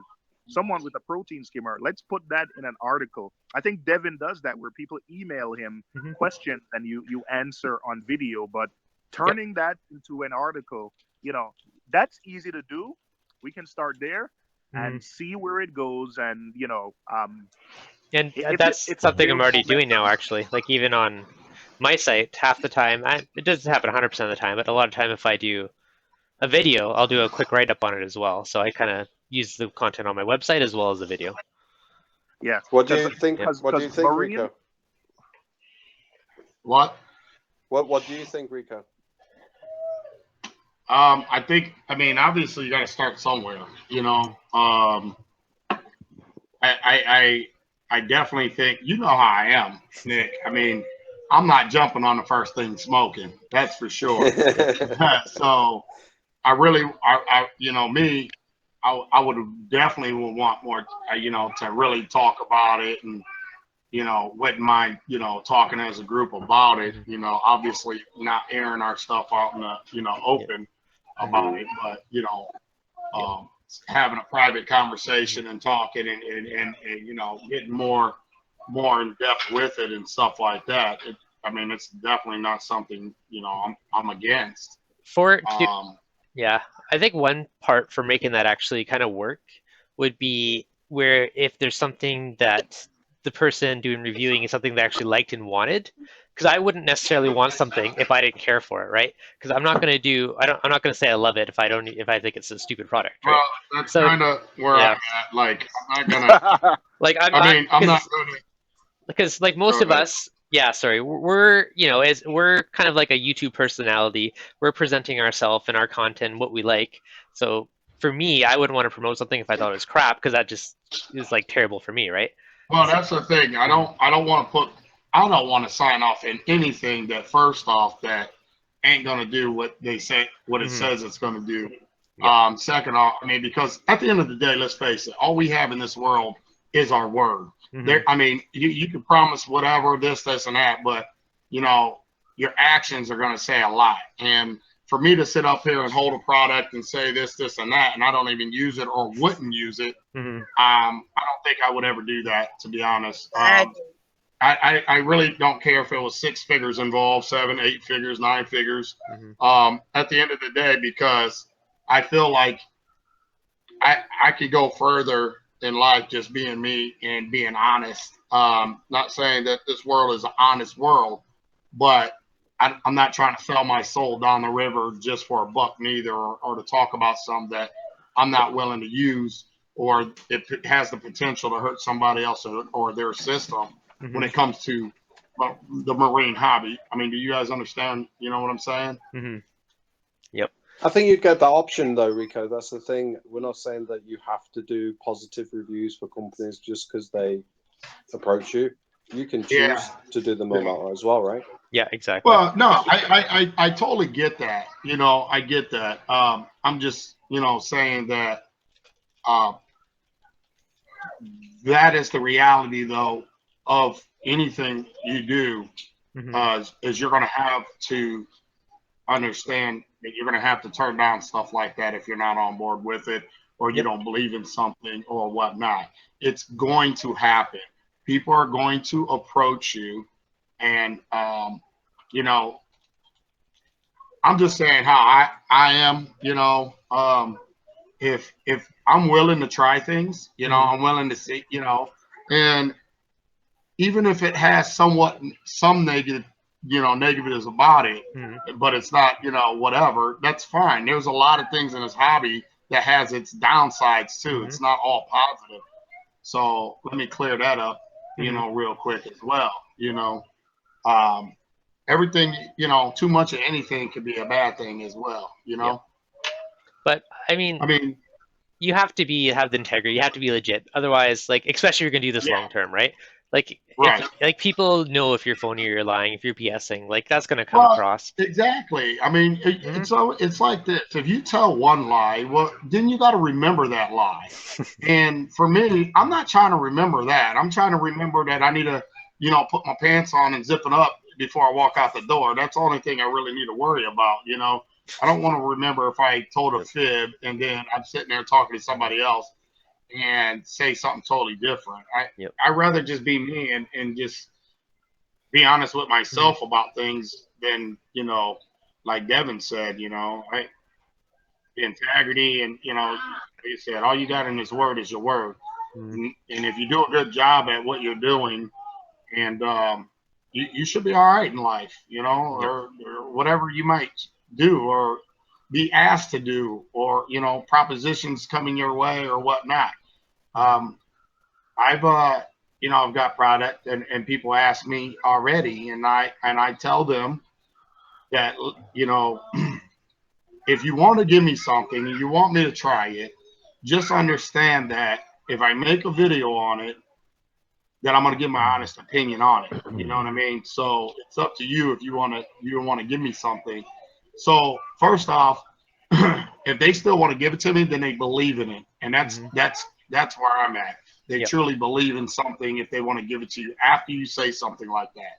You know, so if they still give it to me, then 9 times out of 10 they believe in the product and you know, whatnot. So that makes me even feel more comfortable talking about it. No, I 100% agree with you on that one. What I miss, guys? Oh, dude, we're getting deep into the YouTube and reviews and everything. You missed a lot. I mean, does I'm gonna go eat. I'll be right back. All right. Well, your opinion matters too, Death Mage, but thank you. I honestly, from what I hear, I don't think it should be something we all pay into, mostly because it's like, who collects that money? I think it should be something where we're all able to just put our profiles on there, and make it so that they can sort, right? So they can sort based off subscriber count, based off reviews, based off this, and whatever they search is how it's going to populate, and then go from there. Because and maybe unless someone does like full on just take charge and like does everything, how do you charge people to join this? Who gets that money? Well, yeah. I mean, That's who the has question. the Who gets the money? I mean, who has the time? Yeah, I mean, think a simple website with profiles is a good start. Sort by subscriber count, tank size, because some products may be for nano tanks, bigger tanks, you know. So I think something like that only costs a couple $100 a year. I'm pretty sure that's something that, you know, I could cover. That's Squarespace only costs. No, not even Seymour. It should be something we all cover, right? No, like, but okay, I hear you saying, but it's easy to set that up. We don't even need to do that though. Like I have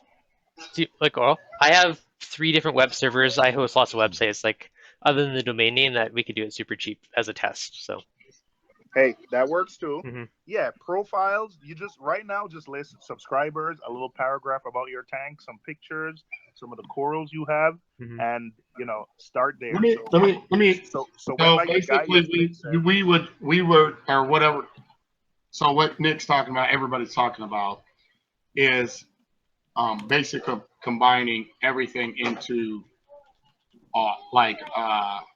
Instagram or whatever, but just with a website. Is that what we're talking? No, we're basically saying, so, well, what I'm saying is just like yesterday where maybe the guy wanted to send some free products, because right now, I guess all we're saying is free products. Let's stick to free products because we could be talking about a lot of things. And like yesterday, Yeah, he wanted to send some free products and he didn't know where to send it. So in that case, you could tell him to say, hey, go to this website. And there's a lot of us, all our profiles are there. So, you know, you can pick a few based on, because you want some smaller tanks, some big tanks, some medium-sized tanks, based on the type of animals they have in the tank, or, you know, how often the website, you know, whatever. And you can pick a good mix of who you feel, you know, would be good testing your products, and you can send it to them. Mm-hmm. Yeah. So I'm hearing, but what if that's the case? What would that make a difference? I guess into sending something, because if a company wants to send you something, right? They do have distributors, right? Mm-hmm. Meaning they have stores that carry their product and distributors, right? Yeah. They got somebody that does that. Yeah. Why isn't that they could tell that distributor, hey, we'll take it off the count of the shipment we sent you. We need you to send this out to blah blah blah blah blah. Like, no, usually what happened, Rico, is that I mean, you know me, I deal with a lot of manufacturers and distributors and stores, right? Uh-huh. Sometimes what happens is the manufacturer wants to push and promote to support the stores and support the distributors without it coming out of their inventory. So the manufacturer will do that on their behalf. So at the moment, we're doing that in the UK with the Miracle Mud. So Leng is sending products for us to then promote with, rather than it coming out of the UK distributor's stock to do that. Mm-hmm. Okay, quick question. I had one in the chat just onto the reefing side of things. Timothy was asking if anyone's used the Fluval Evo tanks and kind of what we thought about them. I've seen these in stores. Fluval what? Fluval Evo. It's kind of like a all-in-one Peninsula style nano. I've used one. I had one set up for my son for probably about 5 months. Mm-hmm. I think they're good, well-built tanks. I think the light that comes on the Fluval Evo 5, what I had the 5, is not going to grow much but polyps and softies and polyps. Mm-hmm. I think it just has white and blue LEDs. Mm-hmm. But it has the issue that, you know, for me, that all other small tanks has, the water volume is so low that, you know, it's easy to nuke a tank. But it has a back filtration compartment. It's well built, solid. I think it comes with a return pump, a little media tray, some like filtration biomedia. Mm-hmm. But I mean, they're a good, solid little tank. Okay. I have nothing bad to say about it. The pump, right now I have an IM Innovative Marine 14 Peninsula, and the pump is disastrously loud. Yeah. And the pump on the Evo was not an issue. I had it in my son's bedroom right by his bed, and it wasn't loud. You heard a little bit of a hum, but you know, that's expected in a quiet room. So overall, they're good, solid little tanks. Okay, excellent. One of my LFS has one set up on their counter just as a softy tank, and it actually looks really good, like a nice little all-in-one tank. Yeah, but don't expect to grow anything more than polyps and stuff with the light that it comes with. So good for soft corals like zoas and leathers, that type of stuff, but you need something stronger if you want to grow SPS or higher light stuff. Yeah, anything with a skeleton, I think the lights, it would have to be right under the lights. Mm-hmm. You'd have to put it on a rock right at the top. I do have some par measurements. I don't remember that I get from the lights. I don't remember, but I remember maybe, you know, straight down to the sand bed, maybe like 15, 20 par, and like 80 to 100, maybe 80 par at the top. So, but Zoo Garden or... Okay. Yeah. All right, hopefully that answered your questions, Tom. Okay, thanks for that input. It's great that you've used it. I've only seen them. I haven't actually had any personal experience. But on your other note with the Nuvo tank, I'm with you on that one. I ended up placing with a little tiny J-bow pump in mine just to make it quieter. Yeah, I ordered the J-bow pump, and I have it sitting here. I just haven't had a chance to change it yet. But Did you order yeah, the I super like tiny nano DC one? Yeah, I do. Yeah. It looked extremely small in the pictures. I got the version I have. Let me see. I didn't get the 650. I got the 1200, which Okay. still fits. Nice. Yeah, because the Innovative Marine, I don't have a power head in the tank. I use the Innovative Marine little spin stream. Yep. That provides enough flow, so I oversized the pump a little bit. I had those in mine too. I ended up throwing an MP10 on the side eventually just for added flow, but yeah, those spin streams work pretty well. I'm kind of curious that other brand that all you guys bought, the 3D printed ones. It's a similar concept. It'd be interesting to compare the two side by side.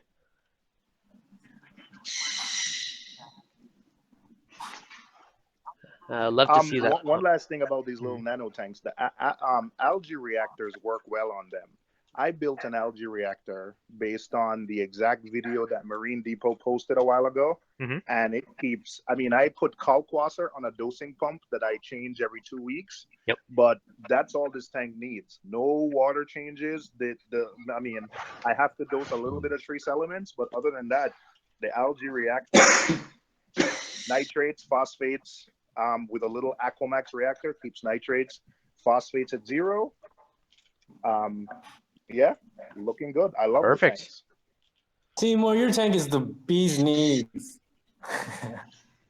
Your tank is amazing, man. Got a question from Ed. So EDK, since I just beat the dino, but the green hair algae is still there, will a lawnmower blender be okay? Meaning, will he eat the old dino? That might still remain. For a lawnmower blenny?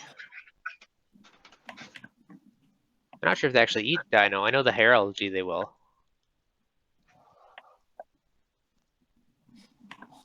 Have you guys had a lawnmower blenny?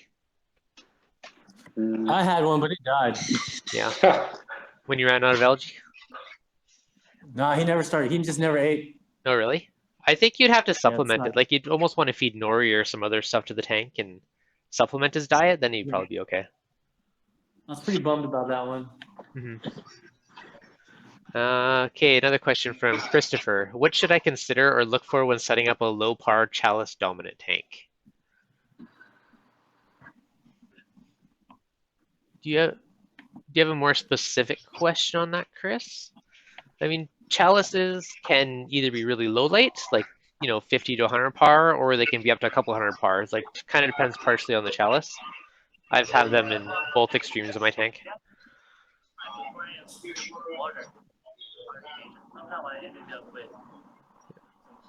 Someone's backfeeding a bit.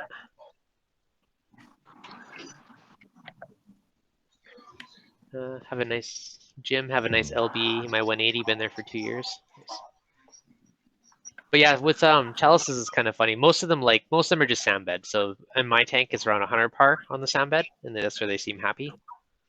But on the flip side, the one I have, the Miami Vice at the top of my tank, it's getting closer to 300 par, and it's scoring like crazy. So each one's a little bit finicky depending on what kind of lighting scenario they like.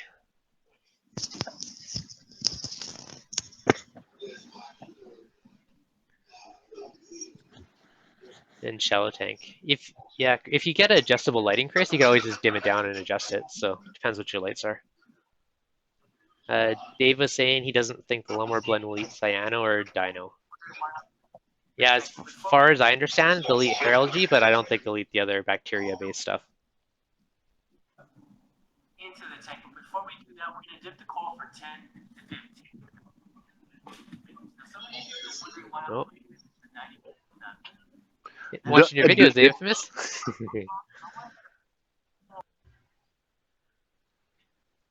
Dave, I think, they munch on everything. Yeah, they're scavengers. Okay, so John, I have a lawnmower blenny. I supplement with nori, a rubber band into a piece of rubble. There you go. Just got to supplement it if your tank's too clean.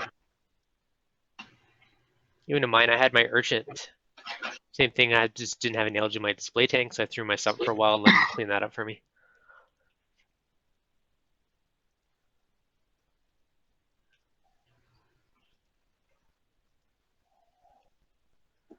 What kind of light do you have, Chris? Sea cucumber for green hair algae? Never had a sea cucumber, I'm not sure.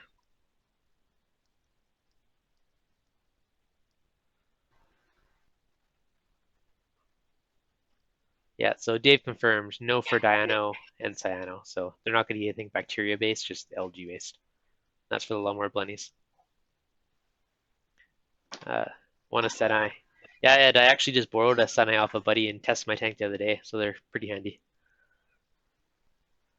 This is probably one of the cheapest options for a par meter that I've seen is the Senai. I love my Senai. Yeah. And another good thing about the Senai is when I'm going out of town and I leave my tank, I leave it plugged into my laptop and buy the little filters, and it monitors ammonia, so I can see a spike if something dies, where I could tell my mother-in-law or my brother-in-law to run over and grab it out the tank. So the Senai, I don't have the web server, but whenever I'm leaving on vacation for a week or two, I do leave it plugged in, monitoring for ammonia, because it does ammonia monitoring. So you just leave your laptop beside there? Yeah, just leave Nice. the laptop beside the tank. Yeah, and leave it plugged in and logged into senai.me. Yep. So that's another, other than the par meter, that the par meter and the light meter, that's another good thing that I use the Senai for. Yep. Nice. If you are a bit techie, I've seen another cool way where you can use a Raspberry Pi to kind of mimic like a wireless USB device, so you can build your own kind of wireless thing. You still need the app running on your computer, but then you don't have to have your laptop set beside the tank. Yeah, so Chris liked the Senai as well because it has the per percentage. I didn't actually pay attention when I was writing down my par measurements. Now I'm gonna have to go retest my whole tank. Question, since I only have a lawnmower blending in a 10-gallon tank, how often should I do a water change on there? On a small tank, I would probably just do a small weekly water change, but the way to know for sure is just give your tank a full test and see how everything's looking. Yeah, so do it based on your test. If your levels are too high, do water change. If they're not, you can go a bit longer.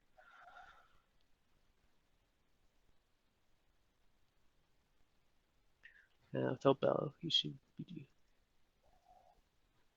Yeah, if you have a big skimmer, again, you can do less water changes. If you're running skimmerless, when I had a 30-gallon nano, no skimmer, I just did a 5-gallon water change weekly, and the tank was always perfect. Everything was always happy.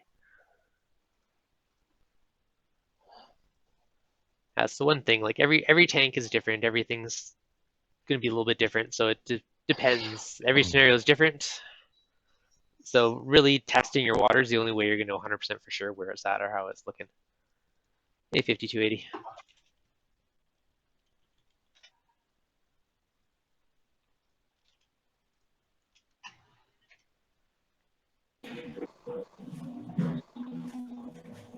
Welcome back, Anthony.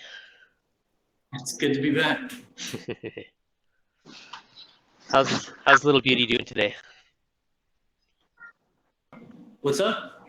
How's the little beauty doing today? Man, I'm still wondering what that little clear bubble is on the side of the Zoas. Okay, so on Infamous's tank, he has almost like a air bubble looking thing on the side of one of his Zoas.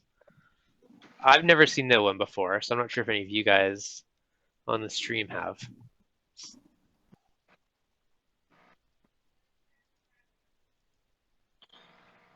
It's a nice shaded reactor.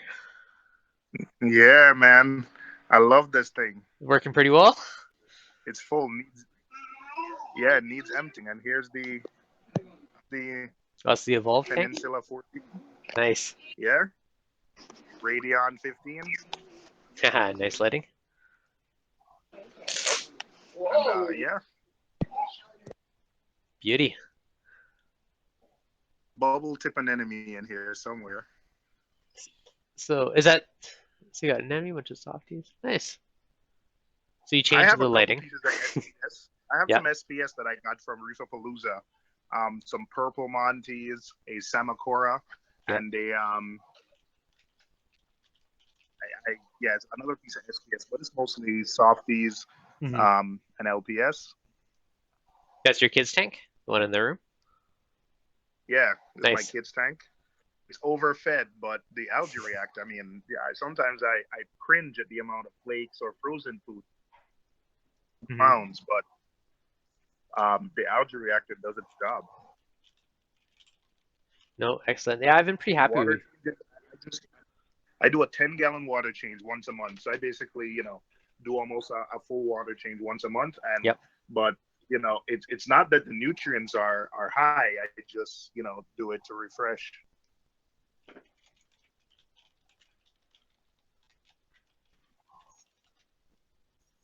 No, it's a good way to do it. Even if you're not dosing anything, then you're replacing all those trace elements and stuff that you'll get from the salt.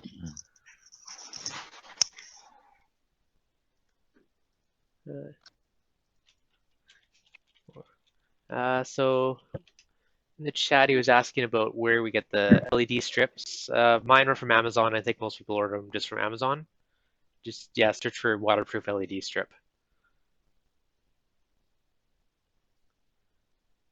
Yeah, for Clevie, for your tank, if it's just your quarantine tank, yeah, definitely just keep up and do a few water changes because you're not going to have a big filter or all that live rock and that type of stuff with the bacteria that you put on your display tank.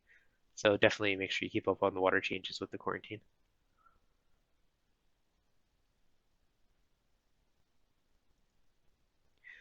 Anthony, did you have a photo of that weird kind of bubbly thing you had going on with your Zoa?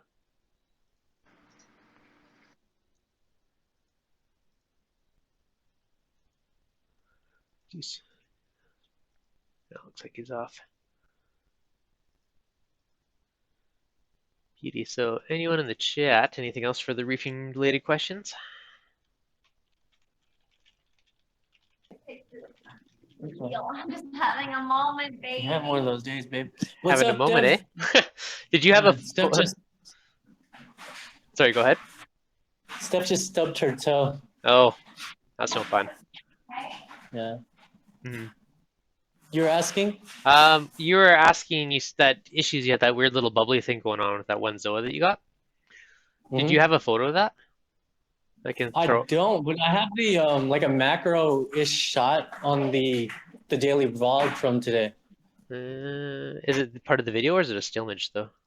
We'll see if I can find it. It's a part of the video, Okay. but I move it a little bit so that you can see that it's like extended off of the Zoa. Okay. Right. But you can pull it up on like Instagram.com. What up on my fish tank? If you don't mind. Ninjas, and welcome to I'm vlog guessing you're number just 2. like And if you're gonna pull wondering, it up as Baby a Beauty is green screen doing thing. okay. And So what I mean here's by that is that Anthony's. she's not actually digressing, but she's also not progressing. In fact, I still have no idea what that clear bubble is. There, I can kind of see it. So he has a Zoa colony and it almost has like a weird clear bubble looking thing on it. Yeah, it's as big as it'll let me put it.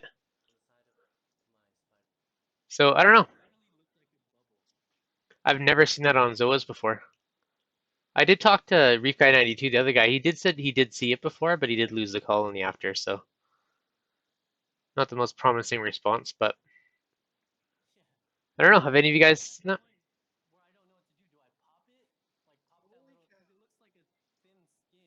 Mm-hmm. Yeah. Good, how are you doing? Hey, Ed. What are you doing here on a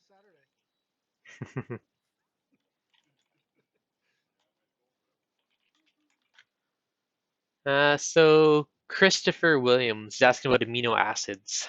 So I don't know if you have any specific questions. I do think they're great to have.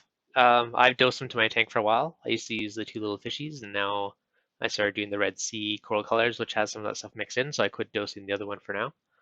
But I find that they make a lot of the SPS a little happier within the polyps and other areas. Yep. Now, do you notice a big difference when dosing it versus not? Yep.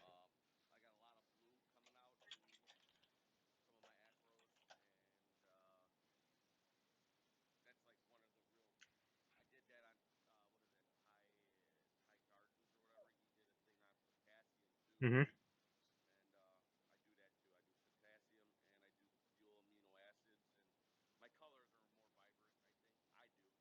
Mm-hmm. Yep. Nice.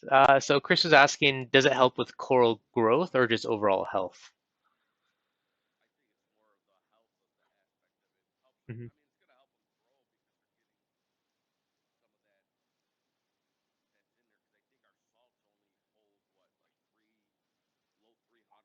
Mm-hmm.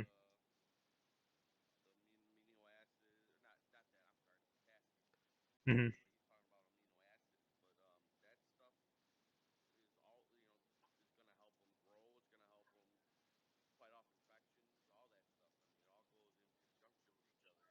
Mm-hmm.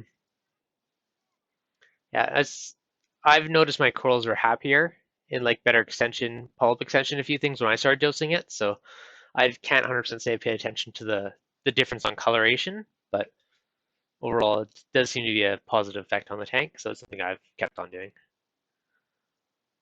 And Martin, same thing, had great results with it. Has anyone have any experience or thoughts on the new current loop Marine Pearl LED lights? Oh, one sec here.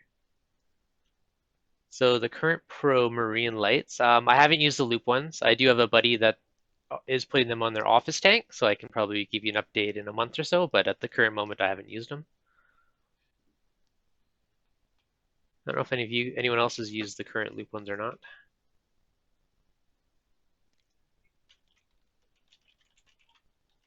I misheard that. I thought they were talking about loopy LED.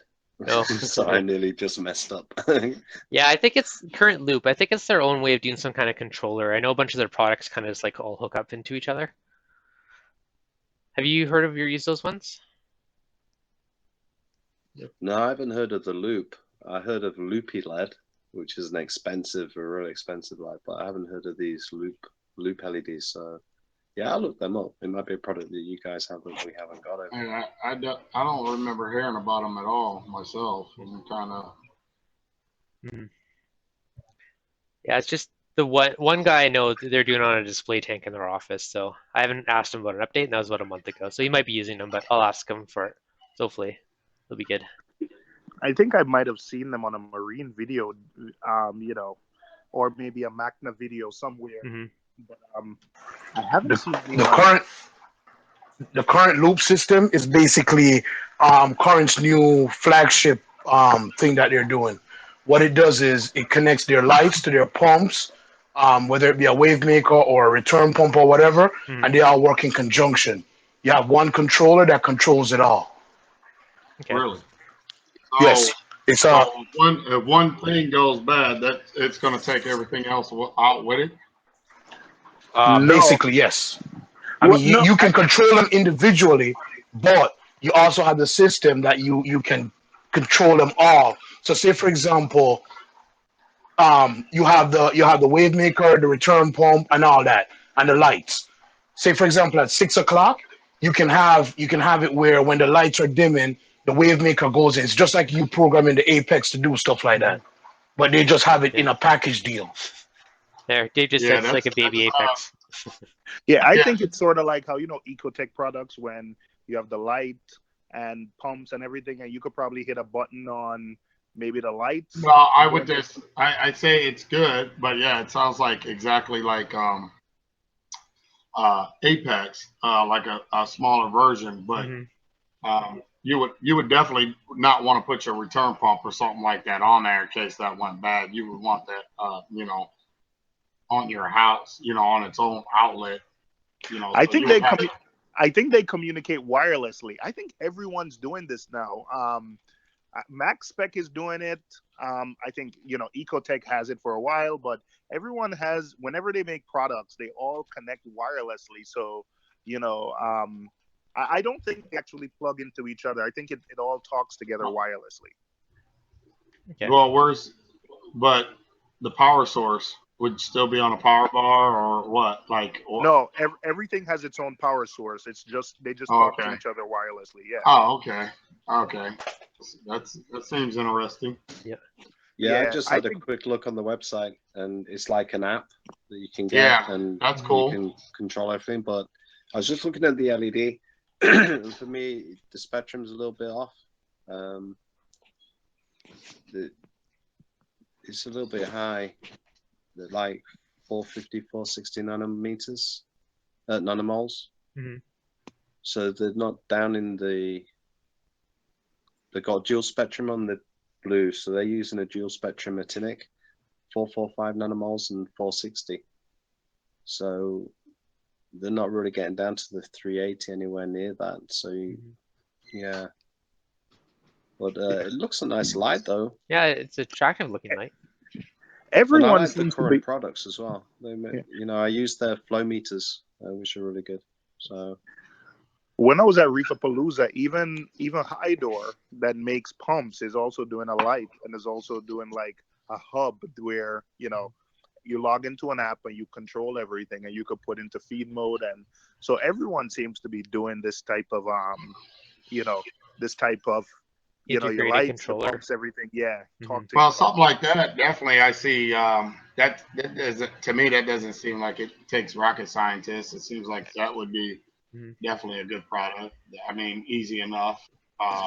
They're all still powered in their own individual way, but they can communicate wireless. I mean, sounds good to me. I think and I don't even have it. I don't it's even know just what like the product Reef Link, is. right? Yeah. Yeah. The Exactly. one good advantage is, I mean, it might be enough to save somebody buying an Apex or a ReefLink or some other controller, right? Like, especially when you're Exactly. starting out, you don't want to go drop 500 or $1,000 on an Apex. Like, that's a lot of money. Where if your Right. lights all talk and do all the basic stuff, then maybe that's all you need. Or one day, if you get a little more advanced into it, then you can look into upgrading it. But I think it's a great solution for starting out. Yeah, I agree. Mm-hmm. But yeah, I haven't seen the light in person, so I can't say, like how much PAR or any of the readings are on it. So it depends on what it can do. That's another question, but something you got to dig into a bit more. See what it's rated for. We need to get you up there, Dev, where you can look at the spectrum and you'll know. Yeah, you just stare at it. You'll be like an LED That's Jedi. what this baby's for. Right. There was yeah, I was laughing in one of the streams the other day. Rico was talking about the power of the sun or something, so he got me curious. I had to run outside and go hold it up a little glass of water in the driveway and see what it was that. So I think the highest reading was about 1,500 PAR from the sun at the perfect angle. There you go. I know. There you go. Could have a sunlit tank at extremely high PAR.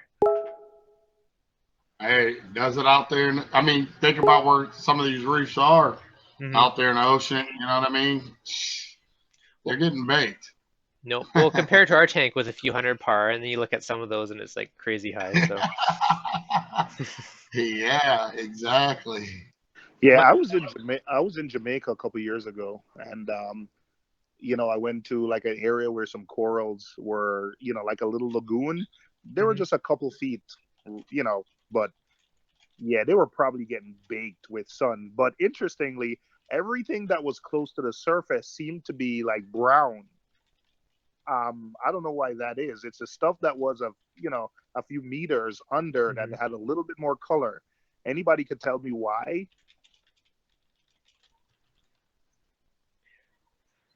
So okay, say that again. Say that again. I didn't No, hear I it. said I noticed when I was in Jamaica a couple of years ago. I looked at some reefs, but it was the stuff that was really close to the surface. Like a lot of the corals there looked brown, didn't look as colorful.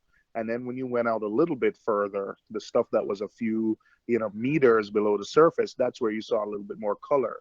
So why was the stuff that was closer to the surface that was getting baked in the sun, that that's kind of down beige? to the that's down to the spectrum, right? Because well, yeah, you got 65K from the sun at the surface, right. and then as you go deeper, it's filtering out the yellow and the green, You're and more. you ended up with the blue. You get right. You're down to bluer the the part deeper of you the go. blue spectrum where you're getting where your color. Look at your reef tank. That's an easy question. If you look at your reef tank, don't run no blues. Just run. If you run a metal halides and you ran a 10K, it would just look yellow. Yep. The water would be yellow, but the corals would grow good as well. You know what I mean? Then run just 20K bulb and look at your corals now. Now you see the color. You see, you know what I mean? That's it comes down to the spectrum. Definitely comes down to the spectrum. Hey Seymour, what lights are you running on your tank? I'm running Radeon G4s, but perfect. So do this but I then. tend before a few days ago, I tend to run my tank really white. That's the look I like. And then Devin and I were talking, and he told me try it a little bluer. And I've been running it bluer now for exactly 1 week, Devin, because it was last Wednesday. Nice. On the live stream, so I like it so far. Well, what you could do, Seymour, is you could go ahead and dial in a 65K color. So strip down your blues, turn up your yellows, your greens, and your whites, and a little bit of red. And then you'll see what you saw in Jamaica at the surface in your own tank. No thanks. Even But listen, the corals are going to grow faster under those conditions than just straight blue. But it won't look as pretty. Yeah, so do I. I want my tank to look pretty. I want people to come over and be like, "Wow, look at all those colors." Yeah. Try it. No, just do an experiment. Maybe I'll do it on the nano. Yeah, try doing an experiment, right?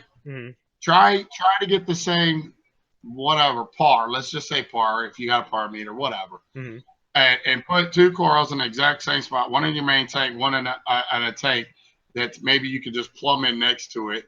And run, say already on it, same coral, one out of that net, and then see what kind of growth rate you get.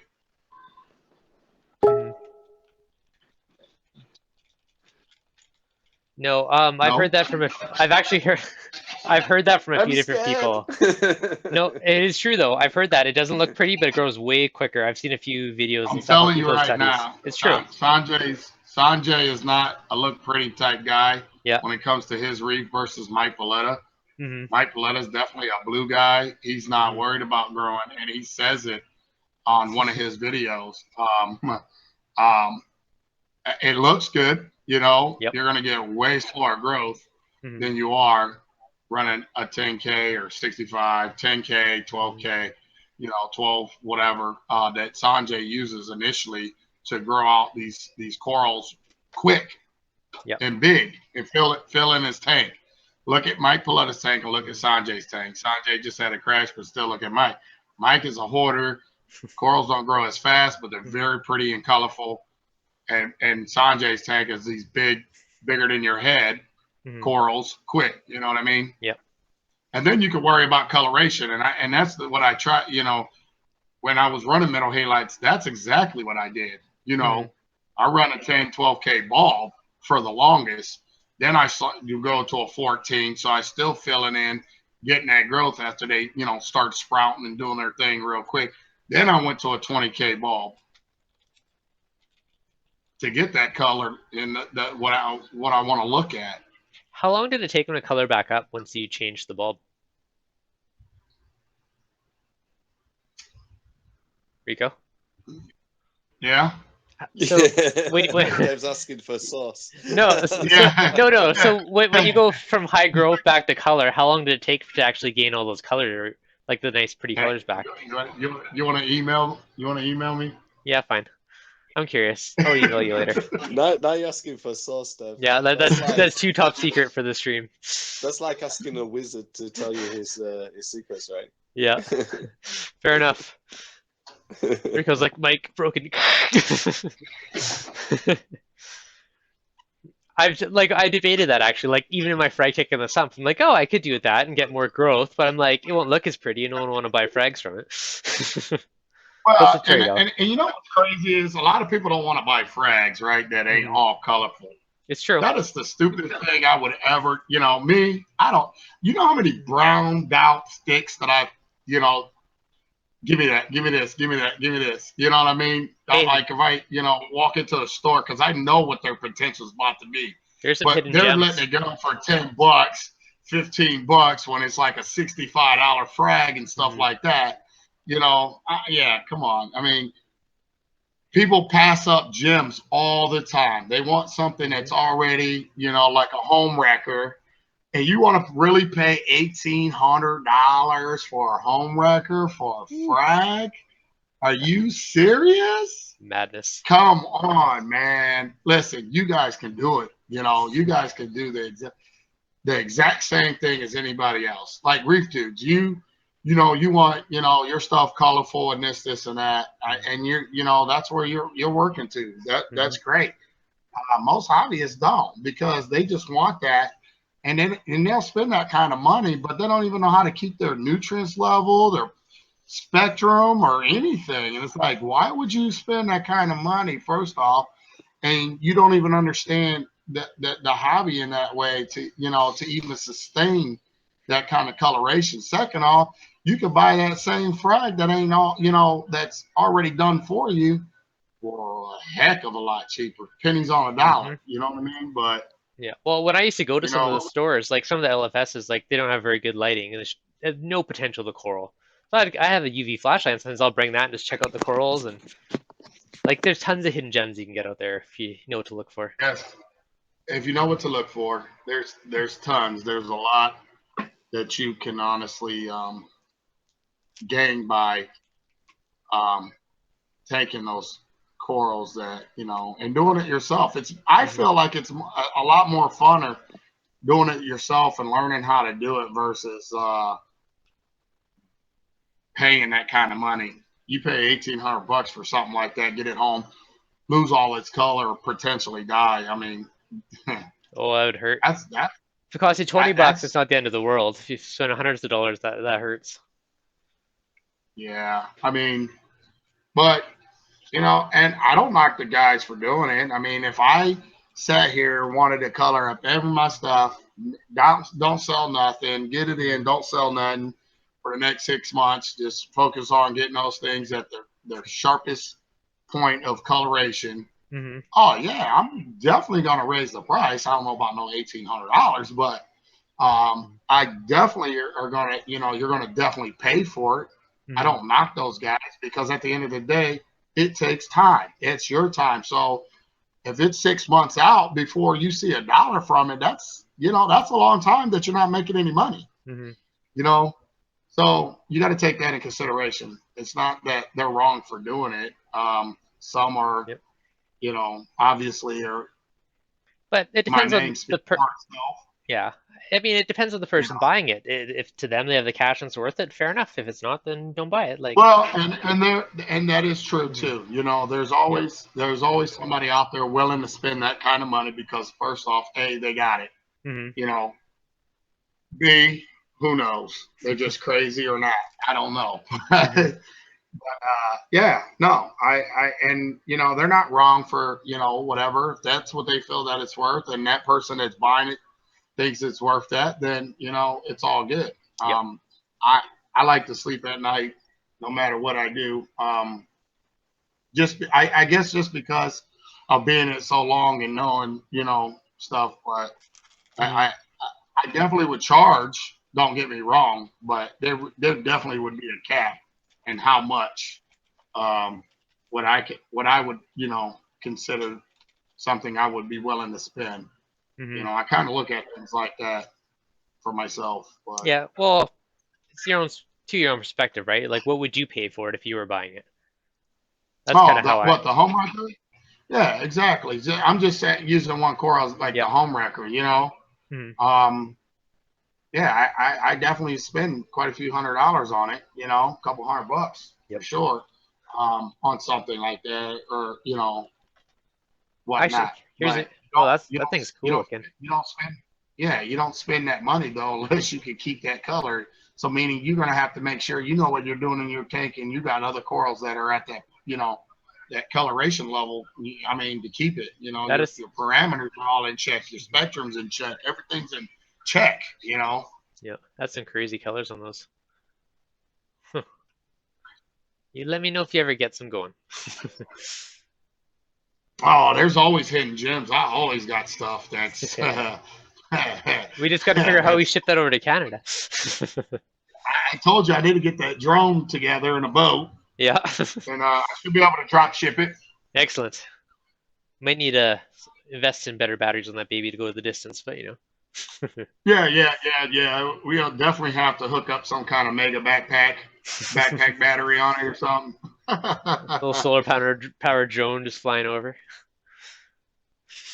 Yeah. All right. Nope, that'd be good stuff. Oh yeah, for sure. Green spectrum now. The fish run up and stake the food. There is a change to turn yellow and green spectrum down a little. Yeah, if you're worried about your corals, Chris, like on my tank, two things I do. One, I usually have, like, I overfeed my tank like crazy, but at the end, I'll just dump in whatever's left in my little frozen cup of mysis and let it blow all over the tank. I also have one of those Julian's things kind of things, and I'll spot feed stuff too sometimes. Like once, twice a week, I'll purposely go spot things. So I make sure like my Duncan heads get something, and all the different corals can actually grab something and eat it. So spot feeding is another solution too, but always feed the fish first, or else they're just going to steal it all from your corals.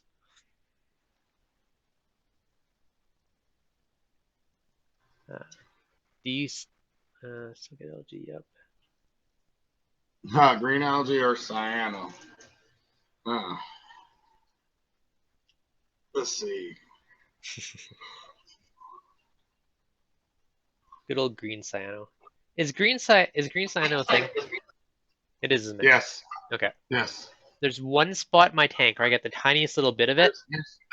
There's black too. Haven't seen black yet. Yeah. Do the two and use the oyster feast.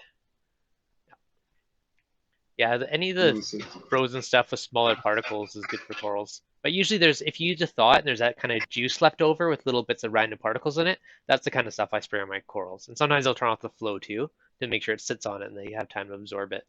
I got gorgonians with tons of polyps. Like they'll grab it and all those little polyps will be eating bits of food, so it's great for them. Hey guys, you still have coral smoothie over there? Have you tried that? Nope. You not tried coral smoothie? I have not. Oh, that's a really good food. I think their catch line was Feed the Frenzy, but we used to have that over here. And yeah, it's all made from a mixture of like lobster eggs, oysters, like all that kind of good seafood stuff. And it's yeah, really good food. I've been thinking one of these days I might just go to the grocery store and go buy a bunch of fresh raw seafood and throw it in the blender and make my own. Yeah, that's what I advise people to do. That's what I do. That's exactly what I do. I see coral smoothie in some stores, but I've never used it, never paid attention to it. I tell you what, Seymour, take it from me, buy a small one, and try it. Very good. It's the same company that makes pods, Algagen or something, right? Algagen. Yep. Yeah, Algagen. Yeah. I usually see it in the same section. Yeah, when I go to That's right. know. Yeah. Hey, ReefDudes, if you Google cyano and then go to images, you'll see, dude, red, green, black. Yeah, I'm on there. I mean, your more common, obviously, is red, but I've seen it in person, coating stuff just like the red cyano. Yeah, I'm assuming what it is. It's not as the stuff that I had it's not as thick as cyano, but it's only like this. It's within maybe like a 1 inch by 5 inch little area. That's the only spot that ever seems to get it in my tank. But usually just suck it out in a water change and don't worry about it. Well, it's probably first off a low flow, and it's probably where a lot of detritus can settle at, and it's probably just covering over the detritus. Yeah. You know, I question that whole low flow thing because I've had cyano on the back of my rock right in the center where it's getting blasted with a gyri and 2 MP40s, and there was still cyano growing there. It's the only spot I've seen the red stuff in my tank. So I really do question the whole flow thing. Yeah, I don't know for a fact because I've never had any, like every now and then I get a little bit of cyano, but that's just where I'm lazy and I'm not sucking up detritus like in the other big frag tank on the bottom. There's some there now. I don't worry about it. But there's a detritus that builds up right there. There's no sand in there, and wherever the detritus is that's where it's covering. And but it's not right indirect. Now I've had tanks where with good flow and all the places where there was good flow, I never got it. But where the flow was a lot lower, I always got it. You know what I mean? Like in certain places, like where last year I don't know for a fact. That's just always been my experience with it. Mm-hmm. Last year, I had an outbreak of a nasty green cyano. Like, the only thing that took care of it, water changes. I tried vacuuming it out. It came right back. I used red slime remover. Went away, never came back. Mm-hmm. Like some Oreos, but the vanilla kind. You know, The chocolate. what circulation pumps are you using, Dev? Is it the MP40s? Yeah, I have a Jabo Hot chips. CP40 and 2 MP40s. And See, they're- that's why I don't. Not that I don't like them, but that's why I prefer other pumps to the MP40s because what I recommend is every week, just Moving them move your circulation pumps so that every now and then, once a week, you're stirring up the areas which are collecting that are missed by the normal flow pattern.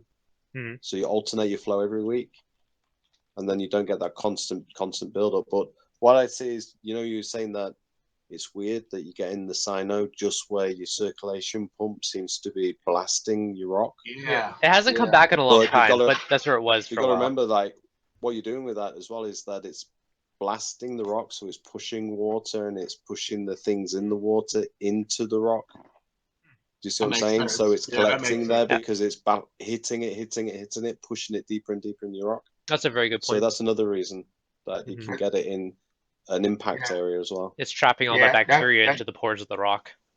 Yeah, you're Yep. filling the rock up with detritus, like See? Hugo was saying. Mhm. Yeah. That's definitely I know I like Nick for some reason. No. Nick's a brilliant guy. I love Nick's insightfulness. He always has great different perspectives. This is why I like a reefing community because sometimes you could get, your mind's not thinking outside the box, and you always need that. More than one heads at it is better than one, right? I mean, everybody thinks different, and he's seen it in a totally different light, which nobody else was seeing it at. And that's and then when he's talking about it and saying it's like, So that what- makes sense. So Nick, when are you gonna come out with your custom glass rock? Yeah, There's Seafer actually, too. Seafer says, there's You could actually, sandblast it and just give it a nice etching. So it's a little bit of a bacteria surface. It wouldn't be. I'll see if I can find a picture of it because there's a guy who actually, I think he 3D printed for a rock structure out of clear resin, which he did Interesting. it more artistic, more Mhm. than for reef keeping. It was Yep. more of a sort of piece of art. But I'll see. I'll hop off and I'll see if I can find it and I'll put it in the. the sharing hangout for your you. stock list. I do have a roll of clear plastic. Yeah, that could be interesting though. I think I may have seen some actually photo of that. Like I can't fully visualize it, but I think someone showed me that a while back.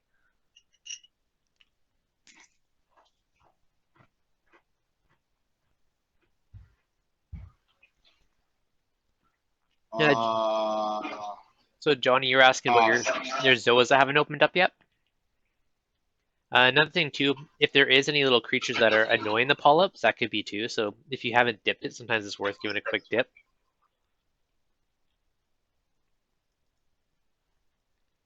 Dave said one. There's a Reef to Reef article about dipping zoas in Funa too. Sometimes they suffer from a fungus infection. Yeah, so that could be. But I've had some where they just wouldn't open for weeks, and I've had some, you give them a quick dip for a minute or so in like Coral X Revive or something, and they've been perfectly fine after that. I haven't personally done it, but I know you can freshwater dip zoas, which is supposed to be fairly successful. The glass rock will be very interesting. Yep. Hey, Brett.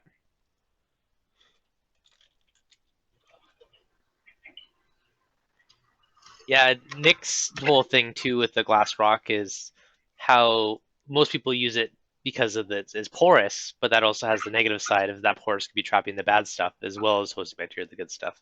That's kind of like the double-edged sword of it. Hey Smith, how's it going? Hey, Major League Reefer, welcome. It's very difficult to clean. Getting AI Prime HD for 140th hanging kit. Hey, you finally got a light, Brett. Excellent. And you've been hunting for a while. There you go, Dev. I found an image for you. Perfect. Thank you for that. Your zoas don't like you, Ed. A personal dislike. Yep. Your zoas personally dislike you, Ed. Yeah, right. Huh. That is kind of crazy looking. So that's not even like a, I think that's not even glass. I think that's 3D printed and that's hollow inside. So it is completely just for looks, but that's crazy. Yeah, but I mean, It's you cool looking, imagine though. using that for reef keeping, right? You got your Good. coral placement. You can have make caves and stuff out of it, and it's not going to trap any detritus whatsoever. There you go. It's kind of cool. Be interesting to mount stuff to it, but it's kind of cool. You can do anything with the 3D printer these days is crazy. You should do one of those. I'm tempted to make something. I don't know what yet, but That guy, I think he's a Japanese artist. If you have a look, he's done lots of different styles of tanks. He's done one where there's like little pods. Yeah. And it's for a turtle tank. So he's got a little, I think it's a box space turtle or whatever it's called. And it's like little stepping stones. So the turtle can like go from one to the other until it can poke its head out the water. That's cute. Nice. I've seen some pictures where they have like the weird little like creatures and the coral grows over it and gives you like really cool shapes. Like there's that one from one of the reef shows that girl that was there and is like covered in that. And I've seen other ones that have like a little head and green hair out or green star polyps to make them like an afro, like all these kind of funky pictures. So I debated maybe 3D printing some weird design and letting the coral grow and it make something cool, but that'd be Well, fun to that's do. why I think with Rico, what he was saying about breaking down his tank and then doing a creative aquascape with it, and then placement of coral to make it look more, not like there's just rocks and coral. I'm not saying this is your tank, Rico, by the way. I was about to say, you better watch it. But what we're saying about generally, you can get hobbyists that throw the rock in, throw the coral in, throw the fish in. Oh, look, I got a reef tank. And then you look at something like the ADA planted aquascape styles that look like mountain scenes and things. And, to an extent, you can scape the rock and place coral in a way that you look at it and go, wow, that's really, and I think that's what you were talking about, right, Rico? Yeah. Yep. Yeah. I really appreciate when people take time to do really good rock work like that. I think it makes a huge difference just having like, those kind of caves in the art, just something not other than the pile or just stack of rocks. Yeah. I mean, I don't know what you guys can see. There's a lot of rock, but the corals, all you see is corals. Like, I mean, you see the rock, but the corals stand out because they're big. They're not little nubs, like it used to be. So when they start growing in, filling out, the rock becomes almost obsolete. Things are crusting all over it and whatnot. But at the same time, I would like to have less rock in a way, or usable rock outside of, like having a nice base rock, like a dome base where I can have a piece of acrylic going through the middle of it. Yep. Maybe that base rock has a bunch of holes, like Nick was drilling out all these holes and still getting flow through it as a base, a single base. And then some of like the Marco rock that you can stack and run rod through it, but kind of bring it out in a bunch of different sizes and pieces and bring out all the plates every which way to, every direction. But it's still like an island, almost like a pillar, but just different levels and different lengths and whatnot that I could put a bunch of corals all over the place that way versus a big pile of rocks that you're kind of scaping on top and it's really not usable. There's so much rock that's not being used, that could go in the sun. I want rock that I can use. And when I was looking at that Marco rock, it's a neat idea, the stacking stuff. It's like a Jenga, you got all these blocks, you start taking things away, opening up space, and you got, but using, some of that Marco rock, I don't know.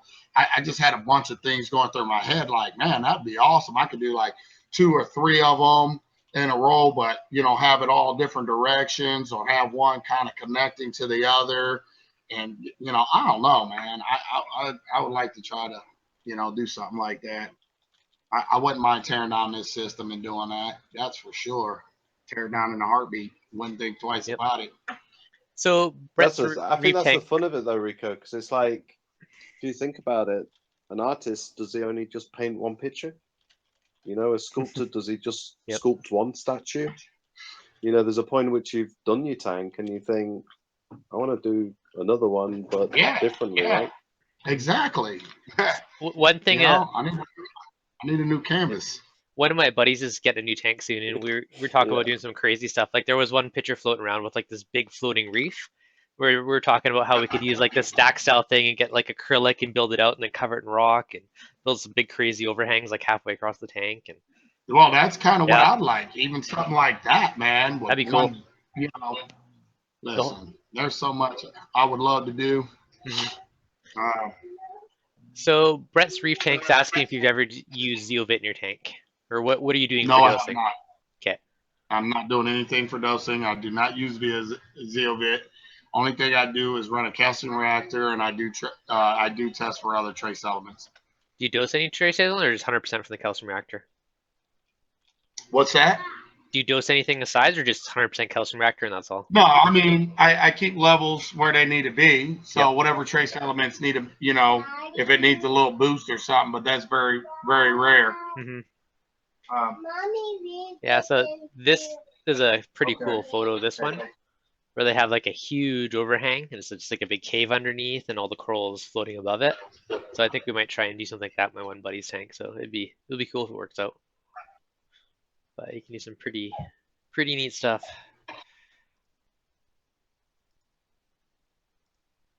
Okay, thanks, Dev, for asking, Rico. No problem. Like an avatar tank. I've seen a few of those actually. I think it was a planted tank, but they had like rock structures. I think there must have been acrylic attached to the glass or something, but all floating weird little pedestal things. It actually looked really cool. Yeah, I thought they were using like fishing line, like, or something that you can't see. Yeah. They do look cool. Want to do Brett, so I want to do something overhang, doing a 4-foot family tank I'm planning. Yeah, so the best way if you do want to do a big overhang, I would personally try to build something with like a thicker chunk of acrylic as a base and maybe like a rod going down, and then you can use like a bit of a cantilever to hold it all up and then support that weight. Then you can kind of chisel out your rock and set it on top so it hides it all. You get some pretty cool stuff going. Yeah, for sure. I don't know. I know maybe one day, hopefully, I have to get something and set up that I can hold the corals, frag up the corals, whatever, sell off the corals, and keep the ones I want to keep frags of and grow out. Yep. So put in the new, the new aquascape or whatnot. I don't know, man. It's been on my mind. I'm telling you. It'd be fun. Well, I'm telling you. For me, building the tank and setting it up and doing the plumbing and like that's to me that half the fun's right there.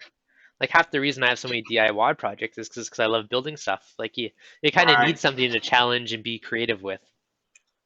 Right. So I definitely.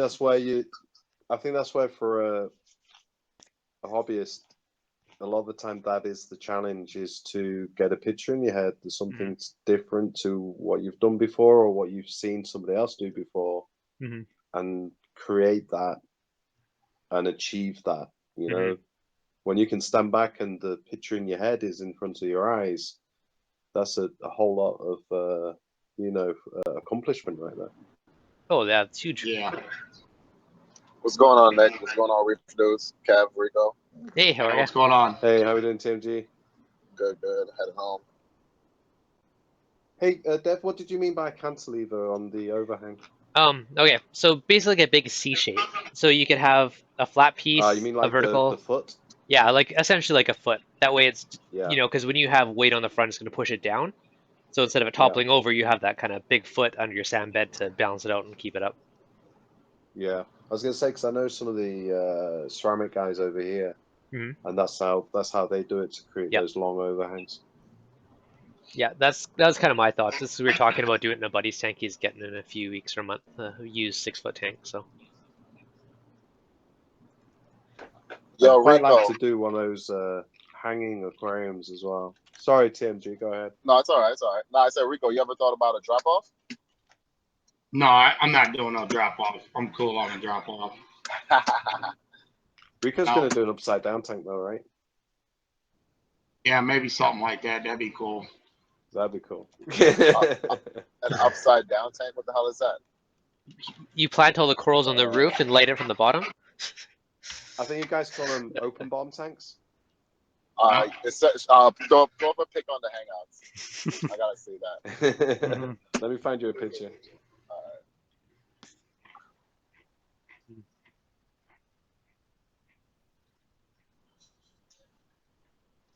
That would be pretty cool, though. It'd be kind of crazy. I don't know how practical it would be. It would be interesting to see somebody do it. A challenge out there. A challenge out there. If anyone wants to try doing an upside down tank and have your corals go downwards. How would they get light? No, at the bottom of the tank, you can put your lights on the bottom, shoot upwards, and have your rock at the surface. I don't know how this idea even came up, but it would be curious. I'd be interested to see it. Yeah. Because the corals will grow towards the light. Really? I thought they would follow gravity. I don't know. I'm partially just making this up, but I think they would, because plants, they grow towards the light, right? If you put a plant in a box and have a little hole on the side, it's going to grow towards the light. So I think it would. I think, yeah. Yep. I don't think you'll have a great gravity. I don't think you'll have a great viewing of it, but it definitely will work. Yeah, no, we wouldn't. It'd be weird, but I don't think I would ever do it. But I'd be really curious to see someone else do it. If anyone's brave and wants to experiment. What a great little sales pitch there, eh? The I did actually get asked to do it for Did you? trade show. Yeah, they wanted me to do it so that it literally looked as if the corals were, like you said, hung from the ceiling. Nice. And it was lighted from the base. Mm-hmm. And it did actually get all designed and everything, but then the supplier pulled out from showing at the trade show. Oh, But, that's too bad. That'd been really this cool. year in October we got the UK trade show, which we have once every 2 years, and I'm doing 3 of the exhibitors' stands with aquariums. So I've had to do like one stand I'm doing 3 tanks, the other 2 stands I'm just doing 1 on each.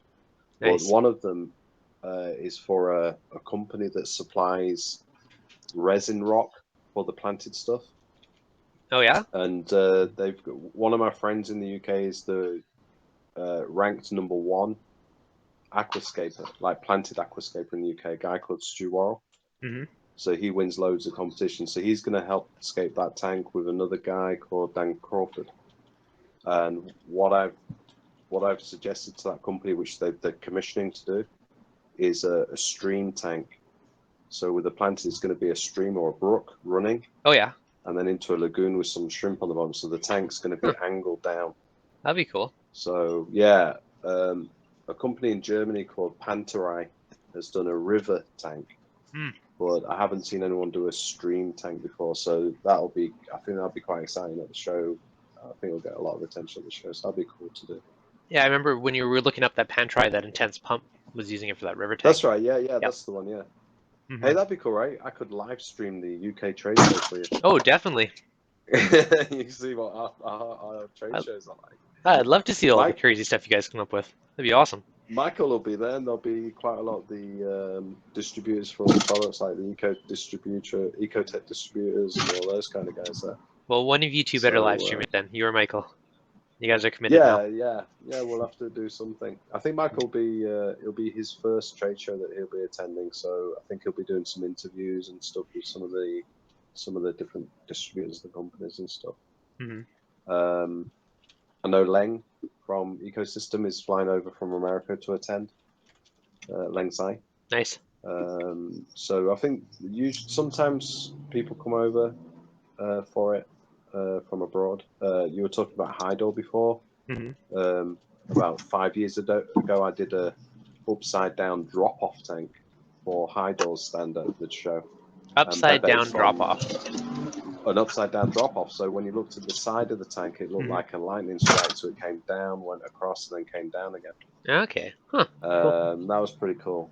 And Bebe from Italy, from High Door, came over for that trade show. So it was really cool meeting him. But yeah, we'll have to see if we can live stream that. That'd be funny. Yeah, that'd be cool. Pretty cool. Yeah, you guys get to see all the North America stuff. We got to start seeing some more of that UK goods.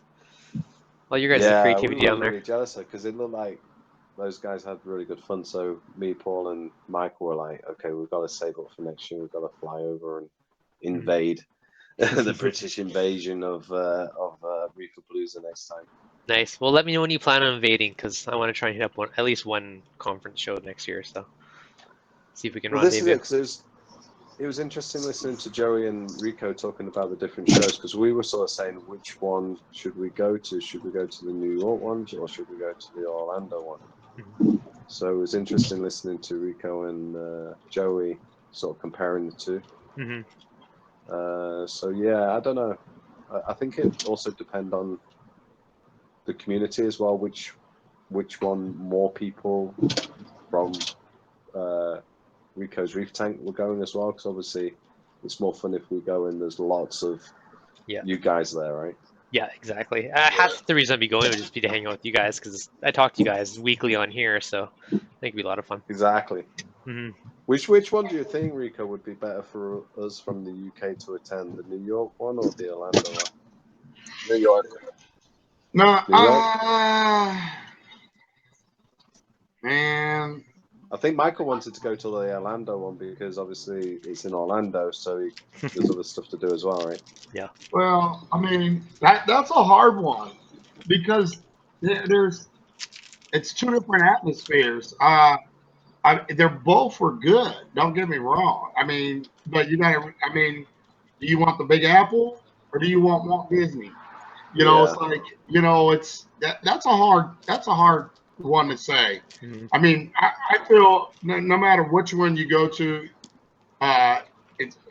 you're going to be impressed. I mean, it's pretty much pick your poison. You know, I don't know. You can't go wrong with either one of them. Have you been to Magna, Rico? Yeah, I'm going to Magna. No, I have not been to Magna. I was a truck guy. I was going to go to the one in DC since it was close. What was it, year before last or whatnot? So I was going to go to that, but I couldn't make it. You know, work at that time, and that's the thing. When a lot of this stuff, you know, that goes on in your personal life, it's hard when you do have a actual job to sometimes make these kind of things. But considering in a place that not of my choosing, that's why I'm going to these places now and you know, do my thing, you know, with it, you know, when it comes to all these events. I mean, I've been into some of the smaller frag swaps and stuff like that. Like I said, you know, Sanjay and Mike Valletta go to those. They don't just show up to big events. They actually go to smaller events, believe it or not. So I'm half leaning towards Magna just for the whole fact that it's hard to bring a lot of the stuff back across the border. So I'd just be tempted to buy all the stuff I can't have, which would be painful. That, and I think a lot of the talks would be interesting too at Magna that they have. So the talks, yeah, some of the talks are definitely. If you never, definitely some of those talks are real good. It's definitely worth going and listen to. Get a different perspective on things, especially from the older generation. You know what I mean? You know, they've been doing it so long. I think anybody can benefit from that, honestly. No, exactly. I don't know. There's just so much experience and knowledge too, but I don't know. Honestly, I think anyone we went to would be great. A lot of fun. I really do. For somebody like you, though, Reef Dudes, me personally, I probably would excuse any of the Magnas Yeah. I mean, not Magna's, but the Reefapalooza, and just had you go to Magna. Yeah, that's kind of what I'm feeling. Yeah, no, just because you're a tinker, you like to tinker with things and new products that stuff that's coming out, and it's really geared towards that. It's less of a frag swap and more about new products that are going to hit the market and stuff like that. So, for somebody like you and the situation you being in Canada, I would definitely say go to a Magna. Okay. What's up, Sabella? Isabella. What are you doing? What's up? Chris. Yeah, people say go on the last day event. You can get crazy good deals because no one wants to bring stuff back or take the risk. Did you notice a big difference in prices? Like, were they actually a lot cheaper on the second day, or was it pretty much the same? What's that? No, it's a lot cheaper. It's a lot. Yeah. For what? For corals or anything, it's a lot cheaper. I mean, you got some stuff that's just people are going to try to sell outrageous, but it's definitely cheaper. So were the prices pretty good overall? Like, was it good deals on a lot of stuff, or was it kind of just hit or miss depending? It's hit or miss. Because for example, there was one table they were selling rock flower anemones, and had them for $4, and then another table had them for $100. Oh, same size, So yeah. So I mean, the price variance was pretty interesting.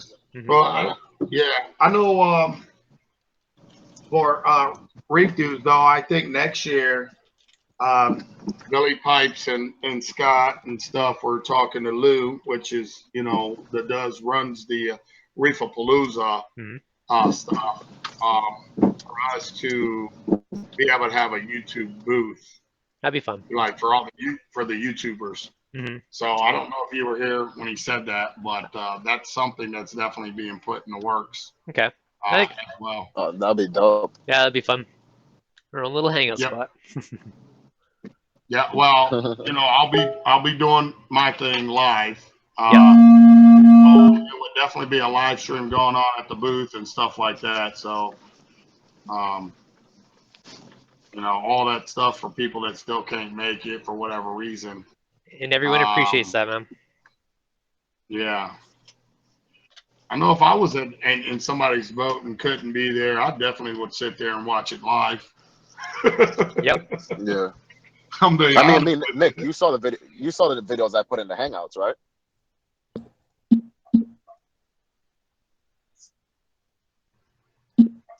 Which one was that one? Are you talking today or previously? Yeah, oh, there you go. No. Previously, the day of. Okay, yeah. I was putting up Yeah, it was good. Yeah, I was putting up a few videos in the Hangouts.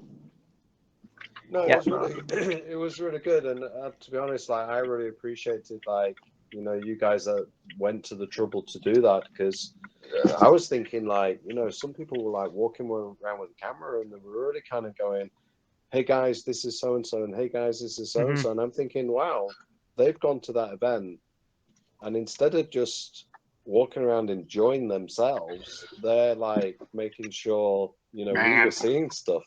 Man, that was listen, I'm gonna be that was a job. I mean, my feet, my back, everything was killing me, but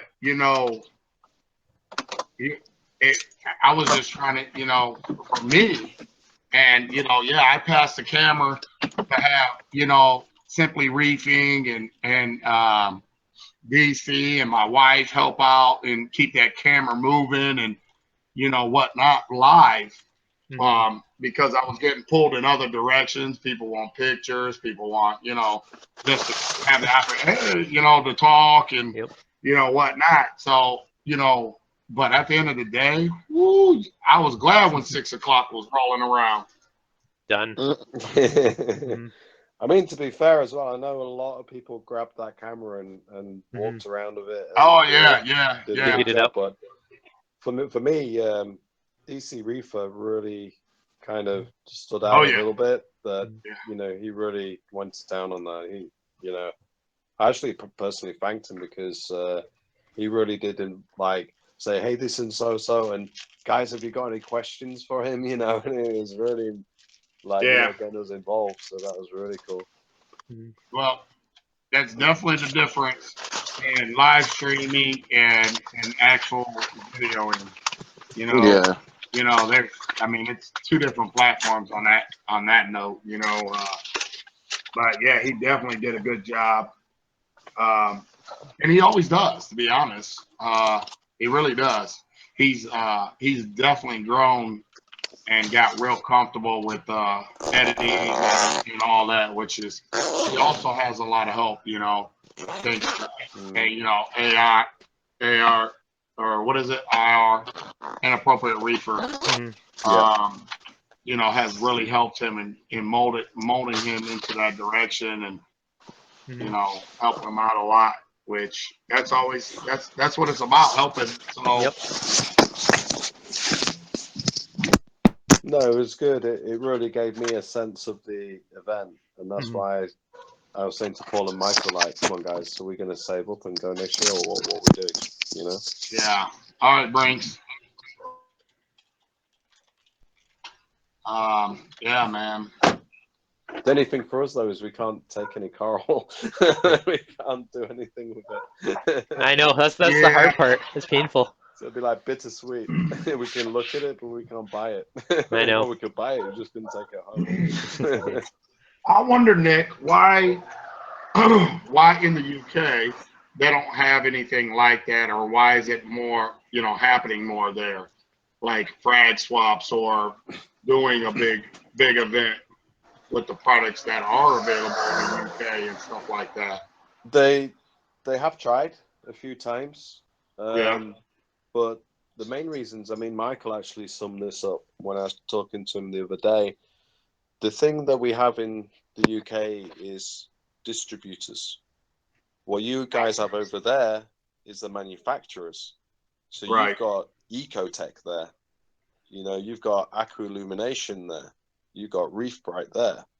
What we have over here is the guys that sell Ecotech, the guys that sell Aqua Illumination. So for them guys to pay for a venue and pay for stores, and then to their sales guys that aren't on the road because they're at that event for 2 days, you know, the way they think is, well, why would I want to tie up 2 or 3 of our sales guys for 2 days when they could be out on the road selling the product for us? And just the costs as well. They usually will attend Germany, the Interzoo show, and then the following year it will be Telford, which we got this year in the UK. So they spend a lot of money and a lot of time doing that. So then they just don't want to do any more. We even have this year at Telford, which is the only UK trade show once every 2 years. There's some big names that aren't going to be there this year because what they turned around and said was that we don't need to be there. We already have the accounts. We already have shops selling our products. Why do we need to be there? So that's the attitude that we have.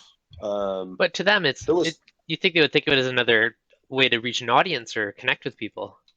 Like, cause you know, yes, they're salesmen, but you have people coming to you. You have to walk up to them. Like, it's just, they get to be that kind of different attitude. But I guess it's just a different perspective. Well, this is why, you know, one of the reasons I started using Facebook and one of the reasons I started coming onto YouTube was because, from a business point of view, I realized that, you know, we can't rely on the shops to sell the products for us, like as in sell the products, right? We need the users to know the product, to then go to the shop and ask for the product, so that the shop will go, oh, all these people want to buy this product, I better find where I can get it from and sell it. Because if you go to the stores and say, will you sell my product? They'll turn around and go, oh, we don't think anybody will buy it. Yeah. That's their attitude. Ain't that crazy how that works? Exactly. So I said to Michael and Paul this last few days that for me, the YouTube thing is really got some power, and I think the manufacturers and the stores and the distributors soon will realize how much power there is in YouTubers and the user base that they can reach directly. And that's what got me thinking about what we were talking about earlier, is how you guys can exploit that, make it work for you. Yeah. And that's what I was saying to Michael and Paul as well yesterday and today, was that, those two guys could link into it as well, because, Ecotech is available in the UK, so they could go, oh yeah, actually we could use a guy in Canada, we could use a guy in America, we could do a guy in UK. Right. And in the UK, there's very, very few YouTubers. Michael's probably got the biggest channel. Yeah. So who else is there? But this guy, Michael, he's tried helping shops. I'll make videos for you. I'll do this, and I'll do this, and I'll do that. They don't want to know. They don't think it. They think he's after free product. Oh, you just want free product from us. Yeah. They don't see the people that he's touching and the influence. Yeah, I get it all the time now. Like, people message me and say, "Hey Nick, I saw you on Michael Aaron's channel talking about these random flow generators. When are they available?" Right? The shops are missing out on that because they're not interested. They don't think it's important. But like Infamous was saying about, Kevin was asking, how do you manage to keep up with all these different social medias that you're involved with? Well, one of the things I do is every day as part of my business is I set aside 1 to even 2 hours a day, and all I do is get on the phone and I'll ring my contacts. I'll ring somebody up and I'll say, hey, it's Nick from ACS. How are you doing? I haven't spoken to you for a while. And I find out information. And that's why I do that. It's important. And I know from doing that, I get a feel for what's happening in the trade from manufacturer level down to the store level. And the feel at the moment is all the stores are saying, oh, it's quiet, we're not busy, nobody's spending money. And I'm like, well, what are you doing? You just like sat there waiting for them to walk into the door.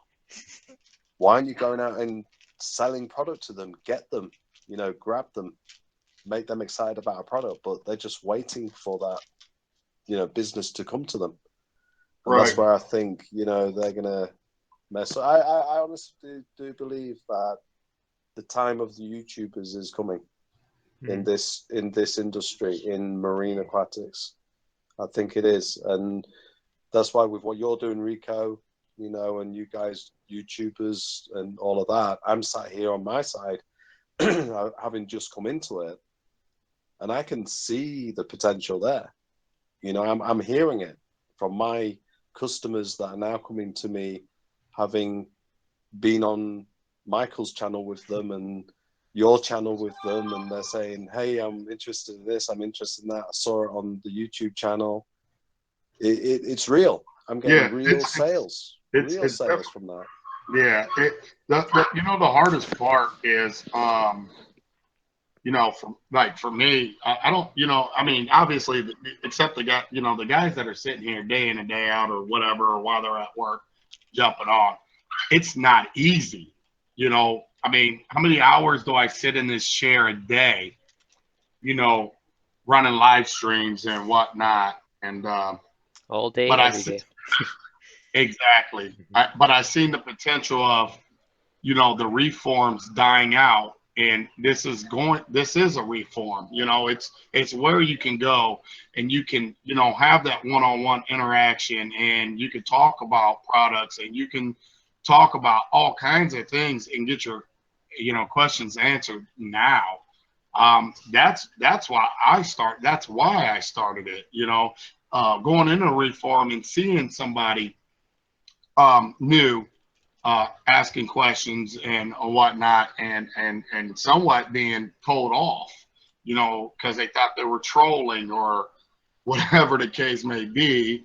they were just a legitimate person that just didn't have no clue, and we're going to the forums to get information, ask a question, look in there, and there's questions that never get answered, or bump. You know, you need to go over here and ask that question, or you know, they think they're hijacking a thread, or you know, just all kinds of stuff. That's why I wanted to, you know, and I kind of try to rebrand it as a reefing community thing where all this can happen, and I hope it grows. I really do. I hope it takes off and it becomes something, and I hope there's enough people that's going to step up to the plate, like ReefDudes or Sabella and Kevin and Bubba, and you know, be moderators and you know, take care of what we're building here. You know what I mean, Nick? Mm-hmm. No, absolutely. And I think Reef Infamous Aquatics mentioned a little bit before he went the other day, and he said, you know, even though the freshwater is maybe 10 years ahead of us, what we're doing now, what you guys do now, is pioneering. You know, and the time will come. Yeah. But I see it. I do see it growing into something big. I really do. I haven't. I don't feel, you know, negative about it at all. I see it growing, and I know things. Obviously, being in reef keeping, nothing good happens fast. Only bad things happen. So that's just kind of where I'm taking it, letting it, you know, as the word keeps going, you know, growing, and you know, ReefDude and some of the other guys, you know, I'm sorry if I'm not saying everybody's name, that are, you know, hitting social media, putting it out there. Sean and ReefDudes for real are the two biggest ones, and Death Mage will throw links out there, and you know, when somebody was coming on like Don the other day, getting it out there when we got these figures, or when Joey came on, and you know, they get it out there and really pushing it, and you know, it's gonna happen. Yep. And Dave Nanotanks too. Yeah. Yep. Thing is, as well, Rico, I see it as an evolution. Like, if you think about it, before we had, you know, telegraphs, and then we had mail, and then we've got now email. You know? And like you're saying, you know, we had blogs, and then we had forums, and then now we've got YouTube Hangouts and live streams. You know, it's an evolution. Oh, it's you huge. Know, things are moving on. Even before though, like think about in the past how everyone said, "Oh, reef teaks are so much harder," and you didn't have the skimmers, you didn't have all this equipment. But even now, for knowledge, like you can jump on here and talk to us live and get answers on stuff rather than, you know, doing nothing or asking bad advice and bring it. Yeah, and then you look at it like this. You know, some of the bigger YouTubers already now, like Joey. How many people actually have that opportunity to, you know, besides my channel, you know, of him coming in and actually just being him and being able to interact and talk? You know what I mean? That was a big thing, you know. Jake Adams, Reef Builders, actually crept in here today. He didn't say anything, but he was watching. I don't know if anybody caught that. Reef Builder, Jake Adams, was in the chat, you know, popped in the chat and was there. You know what I mean? There's people watching. Yep. Just, you know, I don't know if you guys really realize how many people are actually watching, just because you don't see big numbers or whatnot. They're lurking. They're watching. They're taking notes on what's happening. Oh yeah. Trust me. But the thing is, though, Rico, don't, you know, the other thing is, don't undersell yourselves. You know, Joe is Joey, and Jake Adams is Jake Adams. Yep. You're you. You know, you guys, you know, they're just the same as you guys, but more people know of them. Yep.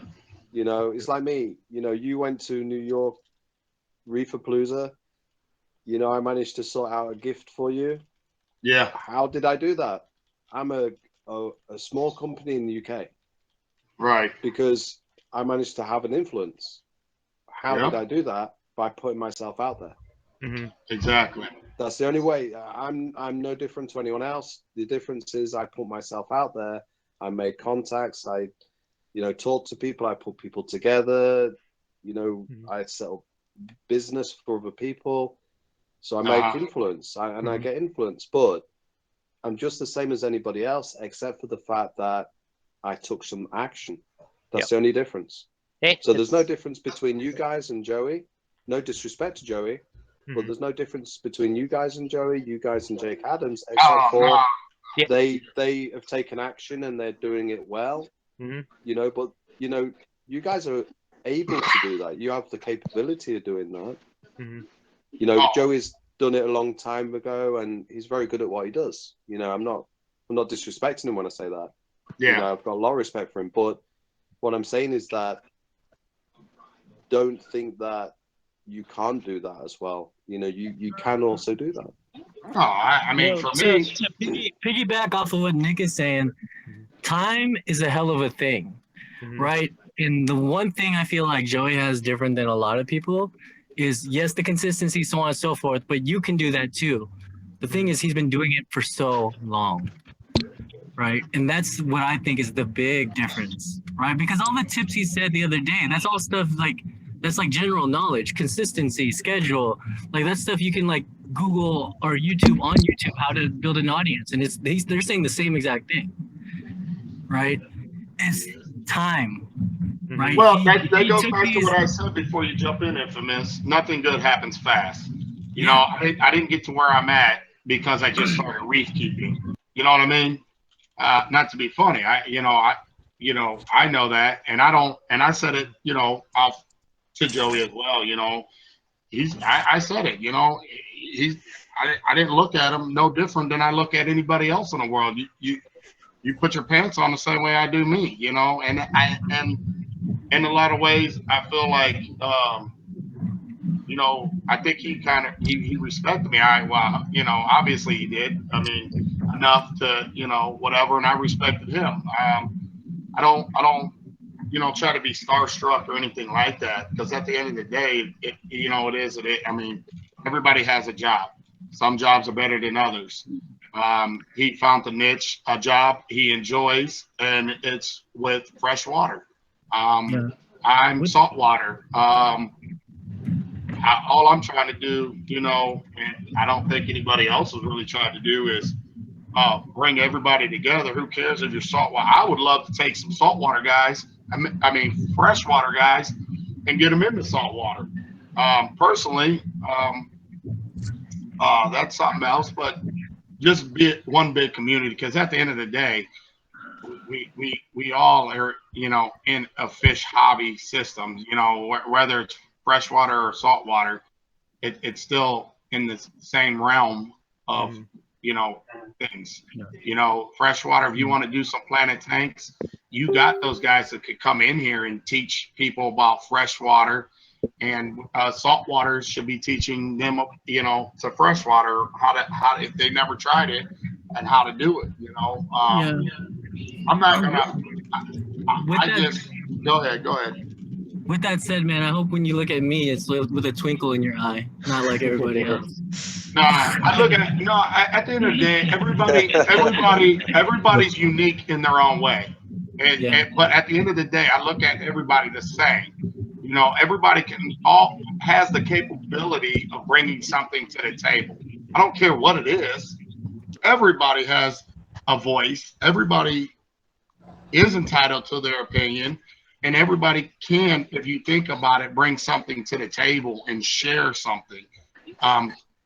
That's the hard part I see, is to get somebody to open up, to get somebody, to tell their story or how they got into the hobby, because the world is a cruel place, and a lot of people like to shut people down, and that's why a lot of people are the way they are, because they feel like if they open up, somebody's always got something negative to say. But you know what? That's part of life. Let's get people to open up, or let's get the lurkers that don't say nothing, that I know that's watching the stream, to come in and talk, and us be that kind of community and support system to not do that to them, to not be negative. And that's why, at first I didn't know where this channel was going. I didn't know, anything. But the more I kept doing it, and I see, you know, it's slowly growing and whatnot, the more I started thinking about, you know what? Yeah. I need to clean up the channel. You know what I'm saying, Infamous? I need to clean it up, get people to start watching their mouth and their language and stuff like that. To be honest, Rico, well, it's funny that you're saying these things because this is what like Dev, myself, and a few others were talking about at the beginning of the stream. Is like how this isn't a zero-sum market. Like we're all in this together. We need to support each other. I personally do not like it when people say I don't watch other people's videos. But then in my head, I'm like, why do you want me to watch your video? Right? Like at the end of the day, I can get the same information from somebody else. It's about supporting each other. It's about being there for each other because YouTube is a hard thing, especially when you first start. You know what I mean? Like it's extremely hard. And with that said, with what you're doing, Rico, I don't even feel like you have a channel. To be honest, I feel like it's a community and we all benefit from it. And that's why we should all get equal share of the AdSense. Because I'm just kidding. I'm just kidding. Here's your 50 cents, yo. But on a serious note, it's like for what you do, Rico, like it is a place. Like remember on my shout out thing, it's like it's a place to call home, right? Like whenever I have nothing to do or I want to just hang out. Like the other day when people were like, "Yo, Infamous, you missed out." I was like, "Missed out on what?" And they're like, "So and so came in." I was like, "Man, I don't come here for so and so, right? I come here for every one of you." You know what I mean? Like we as a community need to watch our mouth. We as a community need to actually bring substance and know when to jump into the hangouts and not to jump in the hangouts and like things like that, right? That it's a team. Yep. You know, it's like. Can you repeat that again? Because I don't think some people get that. And you know, I've said. Let me say this real quick. I've said, it might say Rico's Reefing Community, but it's a community. Remember that word, community. It's to bring people together. It's no different than, you know, a YMCA. That is a community-based thing to bring, you know, the urban, inner city, whatever, together to be able to, you know, to swim or work out or whatnot. You know, it's a community center or whatever, however you want to look at it. But at the end of it, community. You know, and people need to understand that. With that said, though, my phone's about to die, so I just want to finish what I was saying. Is like, go ahead. Like to repeat what I said is like we as a community, especially on Rico's thing, need to know when to keep our mouth shut, right? Need to know when something negative is about to come out of our mouth or something irrelevant, and when to jump into the hangouts. Like, let's say so and so is on the thing, and we don't have anything of substance to bring to the conversation.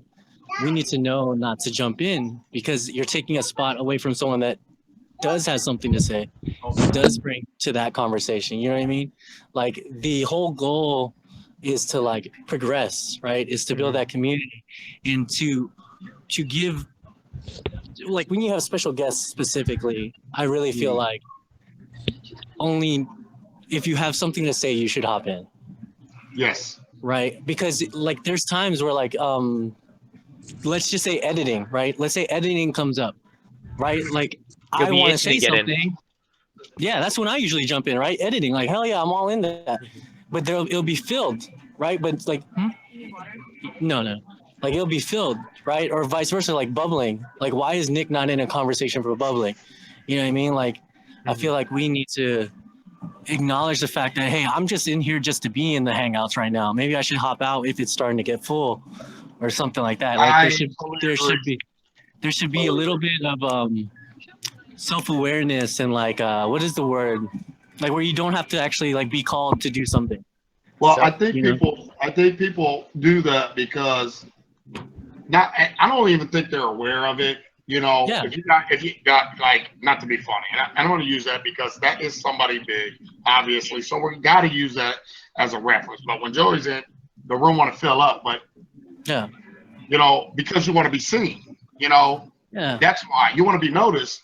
But why was not to be funny? Like only certain people talking, you know, CJ was doing talking. Why wasn't other people doing talking? So basically, you're taking up space. To be honest, Rico, like I didn't want to say it, but like on that conversation, I hopped in at the tail end, and they were talking specifically about editing, right? Like there was a very specific thing, and I was like, oh man, I was like, ReefDudes, send me the link, send me the link, send me the link. He's like, it's filled, it's filled, it's filled. And I was like, oh, dude, I'm about to drop some sauce right now, but it's filled. You know what I mean? Well, right? Yeah. And that's the only reason why I'm like bringing it up is because I know I went through it, and there's times that I go through it when I'm trying to get in, and I actually have something of substance to say. Right. And it's filled, and it's like 7 people are on mute of the 10. Yep. You know what I mean? And it's almost like we need to, like, especially on your thing, Rico, is like we as a community need to look and be like, hey, is being in here right now adding value to this conversation? Exactly. Yeah. And you know, I'm glad you're saying it and bringing it up. I mean, this is really, you know, right now, yeah, ReefDudes is streaming within the stream because tonight's his night for a live stream, you know, or whatnot. But so 14 people here, 21 over, you know, supporting ReefDude. I'm glad you said that because, you know, at least some of the people that are regulars got to hear that, and hopefully now that you said that, that makes them more of aware of those kind of situations. Yeah, and it's not saying don't jump in, right? Like, I get it. There's sometimes where I just want to jump in, but there's like certain topics, right? In my head, it's like when things start getting like really, like what's it called, like pinheaded, or like was it like funneled, and we're getting like to a very specific thing, like a very focused topic, and we're not just cutting it up, and we're not just making jokes. Like if we don't have something to say, we need to take a step back, because you have to keep in mind, the more people are in the hangouts, the less people are paying attention to the chat. And if we take that step back and we actually get in the chat, it forces like Rico, and it forces like whoever's in there. No, I agree. Like, I mean, if we're just sitting, we lost you, Anthony. But yeah, if we're sitting there and you're just on mute and not talking at all, then if it's full, then it's, you know, a good time to maybe drop and let someone else jump in. But I mean, if you've got something you want to talk and contribute, by all means, like, give her. Well, yeah. If you, I mean, but if you know, whatever. I mean, we know like Sabella fella, you know, he's pretty quiet, but he still spoke. He asked specific questions, you know, whatnot, you know, but there are times that people just sit there just to sit there and not, you know, and we got to share it. There's only a room for 10 people. Thanks, Ed. There's only room for 10 people in the actual hangout. So we have to, you know, make room and share it. You know what I mean? We have to learn to share it. So other people that do want to say something to a guest that's coming in to speak or whatever the case may be, or just have the opportunity to say, hey, you know, hi, and ask a question, get your question answered, and then hop out to let somebody else in. I think that's what we need to do, because, you know, and also people that got wrenches that are here that jump into the hangouts have to still monitor the chat. I can't do everything. That's one thing that really, you know, gets me, because I see, well, I don't see, I get a phone call, hey man, I've been saying this for this long and nobody's answering me, and this. So if we can't have that. We, you know, I'm giving out wrenches for a reason, to help with the community, obviously, because I cannot do it by myself. Oh, it's all a team effort. 100% is. Like, same thing, you know, like Rico's live streaming, like even right now I'm live streaming, like I'm trying to watch the chat, but sometimes you're caught up in a conversation, you can't. You know, like Eddie has wrenches, Dave, like same thing. Everyone just kind of has to help out community each other. And for the most part, everyone does, but just something everyone just keep in mind. Right. And I understand some people, because I do run these chats all day and whatnot, but that you know, live streams, and I understand some people are at work and whatnot, and there's people at work that do have that flexibility at work where they can be doing 2 things at one time. Please help out still. You know, I understand you might be at work or whatnot, but if you still at work and you can still chat and be in that chat and saying stuff, still help out then, you know, at the end of the day, just help. You know, that's all I'm asking for. Like I've said a million times, all I could do is put down the foundation. It takes a crew to build that house. Yep. You know what I mean? It takes everybody working together. So I try to hop off every now and then, you know, when it starts getting full. Yeah. You know, people want to hop in, like Reef Spy, everybody. Yeah. I try to hop in day in and day out. But Joey and all, to me, I don't care. I don't care if they're famous. I don't care what they do. I enjoy kicking it back with you guys. Yep. Yep. No, 100%. Talking. I don't care if he's on here. Another big thing for me too, like there's not a ton of people locally that you have this connection with. You can just talk tank stuff all day, right? So this is kind of like Right. a great outlet to, get your fix of the Reef fix and chat. So Yes. for me, that's like the big attraction to myself is doing this stuff. So I get to chat with you guys, other reefers all the time. It's awesome. Now I'm going to shut down my stream though. If you guys still want to chat, head over to Rico's. If you're already in the Hangouts, just stay on. Yeah. So thanks everybody who's jumped on my stream and hung out tonight. And if you want your fix, head over to Rico's stream. All right. Good stream though, ReefDudes. Thank you, sir. Yes. Thanks for staying up in the wee hours too. Yeah. Okay, thanks guys.